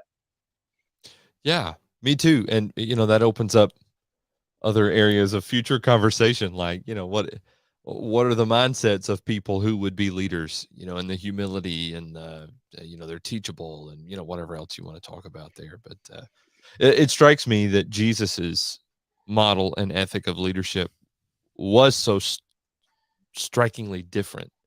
And I think in part because he who would be first must be last, or must be the servant of all, and that kind of stuff. That, and one of the things that sticks out to me about him is he sees, and this is the way leaders work. You see something in other people before they see it in themselves, and to draw it out of them, and to see it, or to even just see it come out. I mean, that's just that's an awesome process. And so sometimes those leaders are there, but they're not going to take that in. Future leaders are there, but they're not going to take that initiative. And so it's the job of those who are in leadership to say, I'm going to invest in him, and I want to pull this out of him. I want him to see it, not just me tell him. I want him to see it. Yeah. That's a really cool process. Yeah. Mm-hmm. Wayne Jones is the host of Authentically Adam here on the Light Network, and I am so thrilled that this podcast just worked out the way that it did. I mean, you were interested in a show, and we were interested in you doing whatever you wanted. And what an honor it is to have you as a part of the lineup. And I love Authentically Adam every Wednesday. I look forward to each episode, and it's always so good, so well thought out, and just so real as well, which I really appreciate too. And you have this way of building community around you, which I just love. And so anyway, I don't exactly know how to put that into words at this exact moment, but I am grateful for it. And Well, thank you. Thank you for all that you do here on TLN. Thank y'all. Y'all deserve a good meal and a lot of sleep tonight when things all over with. We'll see. We're working on the good meal. We've been talking about the good meal all day long. Yeah. This is happening. Somebody messaged me a minute ago and said, but the big question is, did you ever get crumble cookies? No, not yet. The night is still young, though. Sort of. Yeah. I mean, it's worth the sacrifice for crumble cookies. I mean, the sacrifices we make for the Does Henderson have a crumble cookies? No, of course but not. Jackson does. Jackson Okay, does. Yeah, gotcha. that's right. Gotcha. Somebody messaged earlier and asked if crumble cookies delivered to Henderson. That is the good question, I think. But anyway. See, they had never had crumble cookies till last night. I brought them like 2 or 3 day old crumble cookies and just had them heated up and taste it. I didn't tell them what flavor or anything. And it was still amazing. Yeah. Yeah. So they're good. Okay. Yes, they are. Yes, they are. Do you know what season you're getting ready to begin? I should have looked it up. I'm sorry. I believe that it is season 7. I just looked it up. Yeah. Yeah. Yeah, because we always think it's a year behind right there. Yeah. Yes. Them and God God Magnified. That's right. And several others were all launched today together. with Jesus. 2020. I launched the same year that Hiram and Dan Winkler came on the Light Network. So I that was a good year. That was our Hall of Fame year. You had to have somebody bring up the end of all of that. So I'm thankful that I could do that. Oh, No please. way. That's not no. It was just all of them together. That was like year. the year the Yankees signed Murderers Row or something. Like we just went and bought the pennant, okay? There you go. That's it. That's it. Well, thanks for being a part of our Celebrate-a-thon today. I know you've been traveling and you got to be road weary, but appreciate your time this evening with us. It means a whole lot. Well, thanks for shifting things around for me. I'm in Dan's office / game room, and when we get off here, I'm going to go out and grab a bite to eat with my family. So very good. You're in Dan Winkler's office? No, Dan Cates. Oh, okay. I don't think Dan Winkler has a Golden Tee or NBA Jam arcade game in his study. I can't peg that guy. I don't know what he's got. But anyway, he did have like moose horns or something that made like this weird lamp or something like you see at Gatlinburg all the time. All right, Dan Winkler came on, and in 3 minutes he burned both of us. Oh yeah, we were like, okay, whatever. Bald jokes and. I don't even know what he said about me, but I felt thoroughly put in my place. Yeah, he attacked your commitment to Jesus, basically. It was just my bald head here. Thanks, Wayne. Enjoy your meal with your family. Yep. Absolutely. See you guys later. See ya. Brad, I want to know, as we near the end, the last 30 minutes here, if you remember. Yikes. Yeah, I know, right? Isn't that weird? If you remember this, let me see if I remember how to work my life right now. Here we go. Oh no. Here we go. Don't worry, it's not a big deal. Here we go. Yeah, it's coming. Oh yes. Look at this.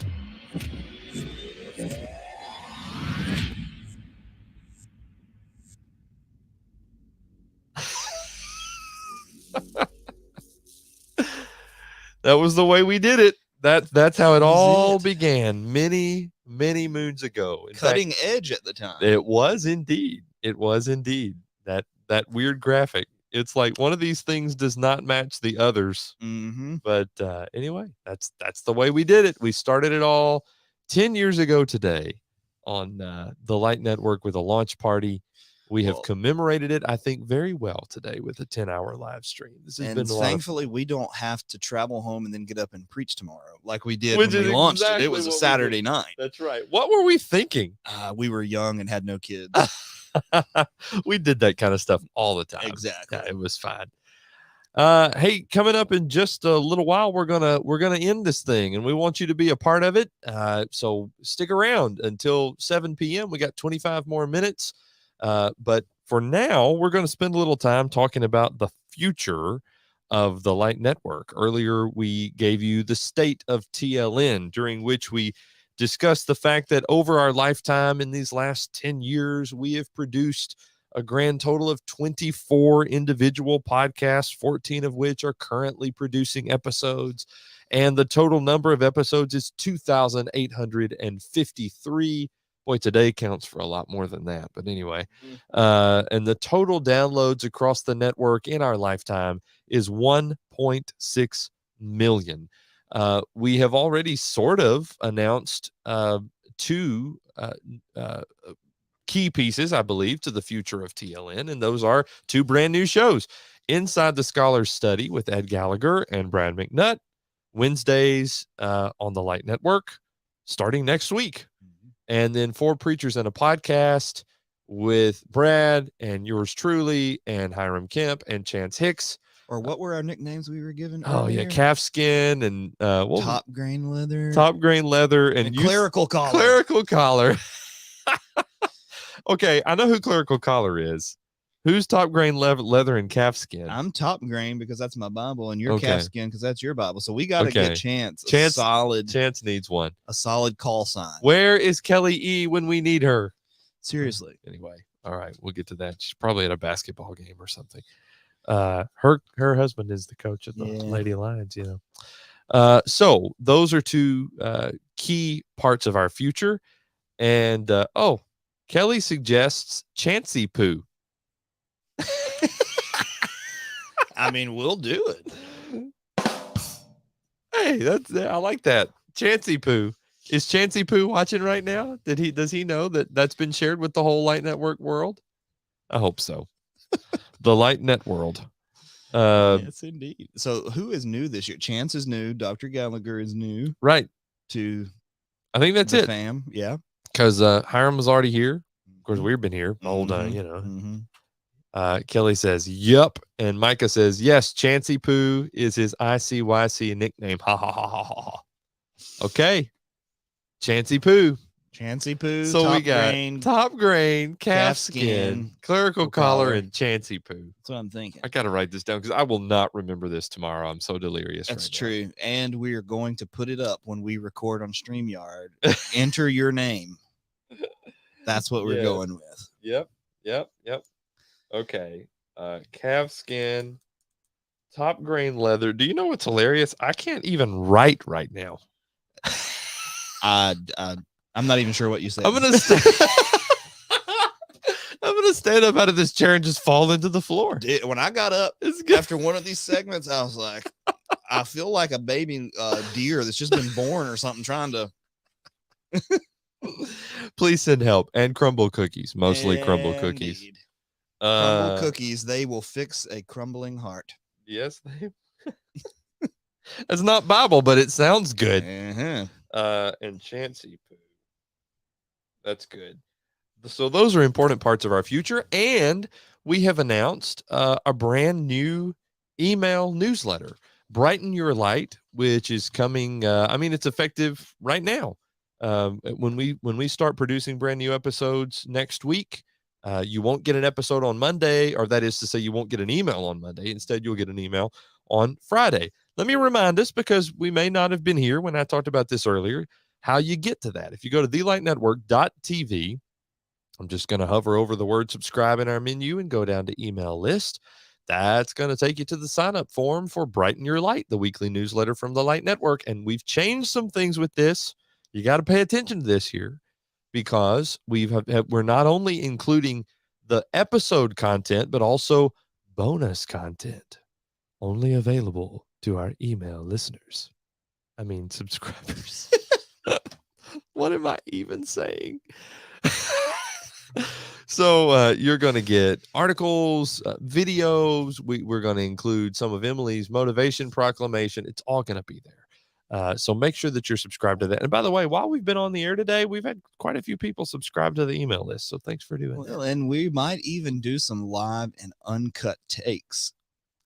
That's what we're doing right now. What are we? Well, I mean, come on. Do we have chances earpiece falling out at the beginning of? Oh, we do have that cut video somewhere because we surely started. we do. Surely we do. You've got to see the original season 1, episode 1. Yeah, Four Preachers and a Podcast. It's beautiful. We had to start over on our very first episode. So. It could not have happened at a better time. And one thing, people may not appreciate this about the Light Network. We do not do a lot of editing. Like it's very much live to tape around here. I feel like this is the kind of radio or something I was born to do, like formal TV. Nah. This all day long. Dead air, don't care. All right. I feel like this guy who said his nephew was working for him in this TV show, and I mean I don't watch TV, but he was saying he was saying it to him, or he would say the wrong thing all the time, and he finally looked at him. He said, "Buddy, you are a walking HR complaint." Wow, you're a walking HR complaint, and very similar to Black Sheep status. There you go. Which I have ordered, by the way. Thank you, listener. I have found it. That's right. That's and right. It is on the way. Miss Frida from earlier, the Black Sheep is on its way to Brad's home. So that'll be great. We look for now it's like an Easter egg. You'll have to look for it in all of his podcasts. I will move it in recordings. See if you can find it. I hope one day it just like pops up from the bottom slowly. Or maybe let it just dangle over the top like, well, never mind. I'll just leave that alone. Good night, everybody. No, I'm just kidding. Don't go anywhere. We do receive questions from time to time about how you can support the future of this work. And let's say this, we're just putting a stake in the ground at 10 years just for the sake of observing it and celebrating it. And basically we're saying, thank you for listening and for helping us out with this and for benefiting from it. And we're obviously offering thanks to God for all that he's done, in this process. It's just a wonderful time, but we're not in any way saying that we're ramping down or beginning the end or any of that stuff. I think podcasting is changing. We've had a lot of conversations about the future of it. A lot of the pieces in terms of the tech are staying the same, but the type of content, the form of content is definitely changing. And we're trying to change right along with it, including our current lineup of shows, but also new shows that are on the horizon. And we have several podcasts that are out there that will come soon, the Lord willing, but we're just not ready to talk about them yet. And so we've got a lot of stuff coming. We've got YouTube content that we've been talking about as well. So, the future of TLN, I think, is very bright. If you're interested in helping the Light Network, I want to tell you how to do that. The first thing we need you to do is pray for us. And all the hosts would appreciate your prayers. It means a whole lot to know that there are individuals who are praying. It's the most valuable thing you can do for us, actually. Yeah, absolutely. So please remember us in your prayers. We would definitely greatly appreciate that. But if you're interested in assisting with the financial burden thing, I've always been awkward about talking about this. Yeah. I do not enjoy it, but people ask. And so this is why I'm telling you. If you go to our website, thelightnetwork.tv, click store, that's going to take you to this page where you can order books and things like that. We haven't talked a lot about the books, but they're there. You know them. But here's the section here called Make a One-Time Donation. And we will use that. None of it goes in anybody's pockets or whatever, but we have fees that come up. Social media management is one of those. Podcast hosting is another one of those, blah, blah, blah. I've said it. This is the third time I've said this today. The point of the Celebrate-a-thon is not to ask for your money. We're not trying to raise money. I'm just trying to inform you on ways that you can help if you like to help. We also have a Patreon page. You can go to patreon.com/TLN. Yep, that's right. And the difference here is a one-time donation versus on Patreon, it's a regular donation. It comes out every month. So do with that what you will. You now have that information. We're not asking you to give money. We're just saying people do ask. And so you're welcome to do that if you're so inclined. If you've got questions about anything, send us an email. We'd love to talk with you about that as well. I've got one more big announcement, but is there anything else we need to tell people just about the network or anything? I don't know. It always seems like you have great things to say when you do your commercials about the network. And I'm like, I never think about just saying any of that stuff. You know, it's just a thing we do every week. Yeah. So it's kind of fun. All right. Big announcement about the future of TLN. And this is like in part a 10th anniversary thing. You know, this is not the end of the 10th anniversary celebration. In fact, the Celebrate-a-thon just kicks off the 10th anniversary celebration, and we're going to be doing some stuff all year long. You will see us at the Freed Hardeman lectures next month in February, the Lord willing. You'll see us just at a lot of different places. We're planning on just popping up here and yonder. So we may do some live events from there, you know, things like that. We're very much looking forward to those. But the big one is this one. We're excited to announce the Light Network Conference coming September 1st through the 3rd, 2023, right here in Henderson, Tennessee, hosted right here at the Henderson Church of Christ. And I'm appreciative to my elders here at Henderson for partnering with us in this by allowing us to use the building. What that's going to allow us to do is to break out in, different breakout sessions, things like that will give us much more of a conference feel. Confirmed speakers include Brad McNutt, Emily Hatfield, Hiram Kemp, Dan Winkler, and there are more to come. This is Labor Day weekend. I hope that maybe you know this in advance. Plan to come and be with us in Henderson Friday through Sunday, September 1st through 3rd, 2023. Mark your calendar. Consider this your save the date. More information is coming. But we do know Emily Hatfield for the ladies, Brad, Hiram, Dan will all be speaking, and we look forward to that at the Henderson Church of Christ in Henderson, Tennessee, September 1st through 3rd. And there's a group of us who are getting our heads together. We've been already tossing around ideas on, what makes a great conference and what are the kind of things we want. We want this to be exceptional, and I think you'll find it to be very, very compelling. I'm looking forward to it. And it'll be easier than a 10-hour live stream. I'll tell you that. Ooh, no kidding. He's fading fast over here, ladies and gentlemen. Yes, indeed. I'm going to have to take some more eye drops in a minute. My eyes were bothering me there. We look forward to watching that. Things I never would have said 10 years ago. Yeah, I know. 10 years ago, us never would have thought about those kinds of things. But it is who we are these days. So there we go. I've shown this now several times throughout the day, but I feel like there are different people watching now than we're watching a little earlier. Look at these babies without babies. I wish we would have kept our shoes and autographed them. Autographed our shoes for the museum one day,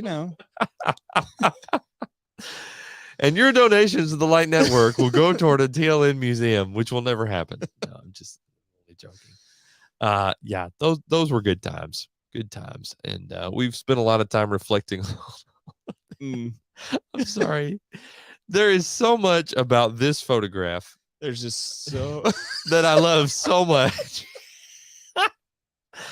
First of all, a real show is happening with Chris over here. Yep. There you are. This lady's not really sure what you're doing. She thinks you're photobombing GBN or something at this point. And this guy back here, he's wanting to know who's causing a scene. Yep. It's just the Brad McNutt way. That's just the way we do things. And I think based upon what I'm wearing, I think that's I got there late Sunday night and oh yeah. Because that looks like a shirt I would wear a tie with. Randall says so young. Oh yeah. We no were kidding. so young. Pure professionalism. That's right. That's what that is. That's how we roll. Pure professionalism.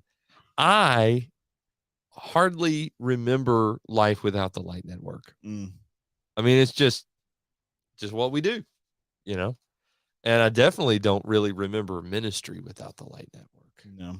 We were doing it before the Light Network, I think. Yeah. I don't know how good we were at it. I started congregational ministry in 2007. And we started TLN in 2013. Yep. 10 years ago. So anyway, there you go. But we were doing it. And what a blessing it's been. Some of you, okay, if you have been watching all day, we would like you to please stand, but please tell us in the chat room that you are standing so that we can see. Or if you've been in and out throughout the day, let me ask, if you watched the kickoff at 9 a.m. today, please let us know that. We'd love to know that you've been. I know some of you have been with us all day. We've never been talking to no one throughout the whole day. So that's been really, really fun. I want to thank you for being a part of our live stream. Chance says, Brad, you sound like an old man. Well, unfortunately, I feel that way more and more. Yeah. Okay. So, Brooke McNutt is raising her hand. she was here at the beginning. She was here at the very beginning. Randall Hendricks says he was here at the very beginning today. That's right. You people are troopers. Nicole has been here all day long. Nicole, thank you. Wow. What a blessing that's been to know that you've been here with us. What have you just had it on in the background? I'm sure you've gotten lots of things done today. We've just done this. Exactly. But I feel exhausted right now. This is so much fun. It does not feel like it's been 10 hours. No. I'll say that.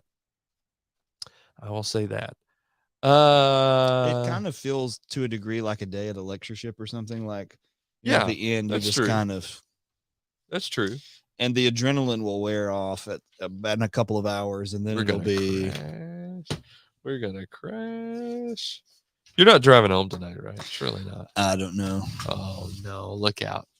We can't make this decision live on the air.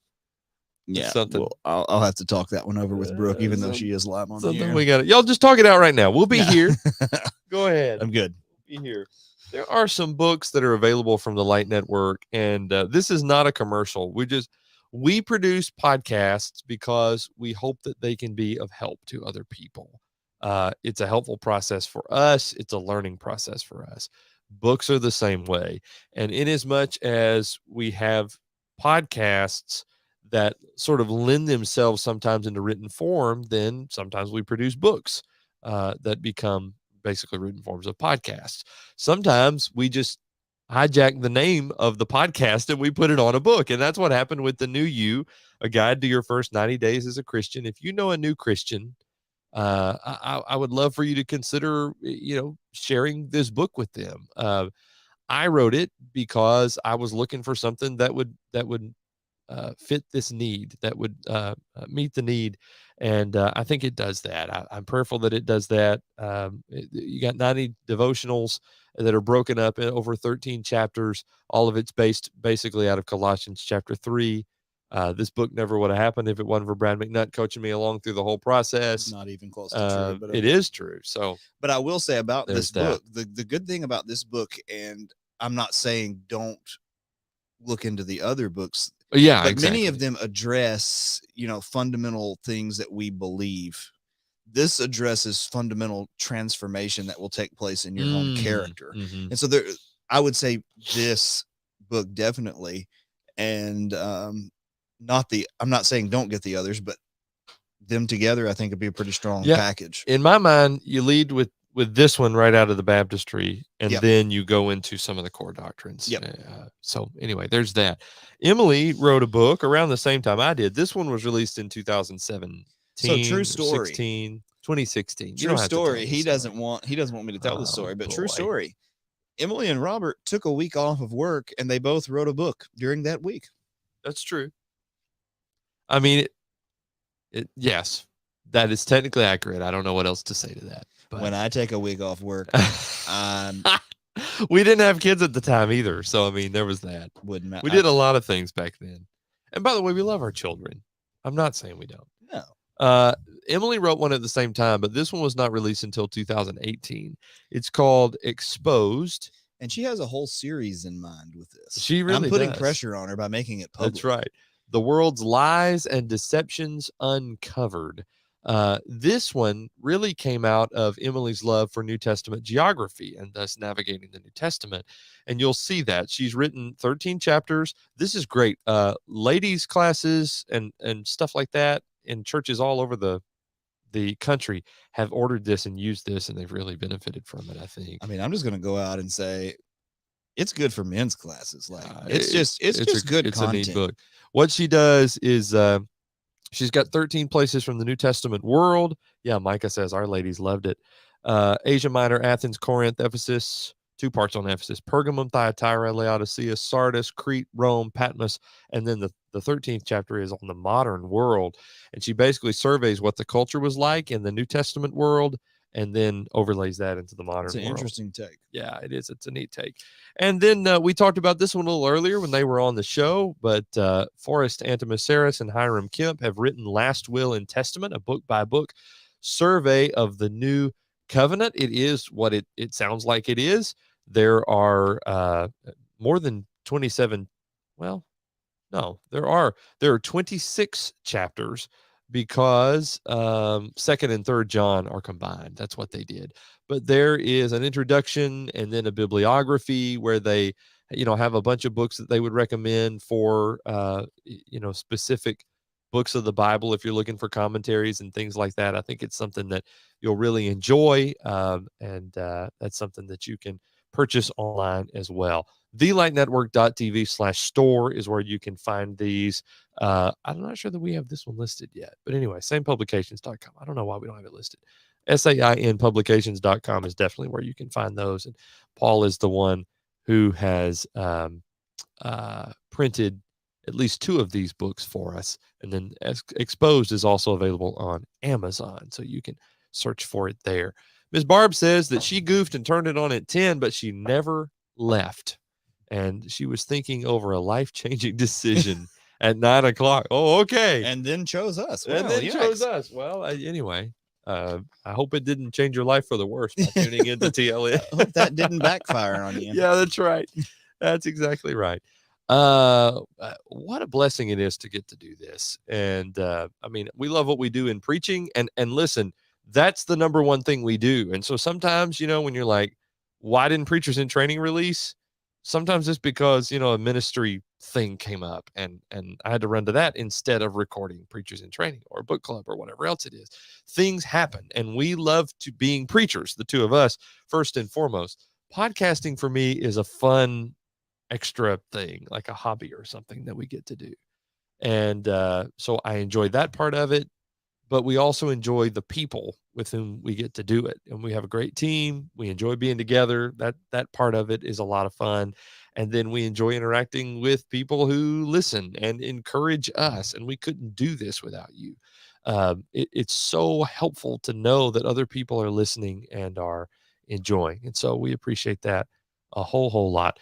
Bill Wade, I'm privileged to work with him here at Henderson. He just finished walking, and if you don't know about walking with Bill and Jesus, then you're not a part of Henderson. But anyway, if I were smart enough, I would have watched while I was at the park. I appreciate you guys and what goes into making this happen. Thank you, Bill. Appreciate your encouragement a lot. That means a whole lot as well. Final thoughts, Brad? Waning moments? The last 60 to 90 seconds? What's for supper? I don't know. That is that feeling. That feeling I'm feeling is hunger. I've noticed that. We still got a lot of Reese's left. Old Bucky. I got to get one of those for my desk. Absolutely. That's cool. He really improved our look here, hasn't he? I'm thinking. Isn't that nice? Thanks for coming up and doing this. Yeah, man. Thanks for having us. This has been a lot of fun. And it's been nice not just doing this all by myself. Yeah. That would have been hard. Strange. Yeah. Exhausting. So. Yep. It's been fun. It's been real. Stay cool. Don't forget the website, thelightnetwork.tv. I think there's a lot of stuff there that could be, helpful to you. And remember that you don't have to just wait for the new stuff. The old stuff is still there, and hopefully it can still be a blessing to you. And part of what we love about podcasting, we keep paying the bill because that enables that stuff to continue to live on. some of our podcasts, some of their specific episodes are a little more time bound.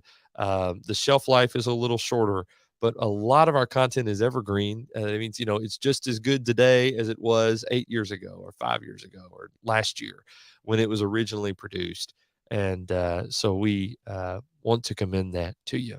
Randall says, thanks for all your work today. I've enjoyed it all. Thanks, Randall. So we got to spend the day with Randall today.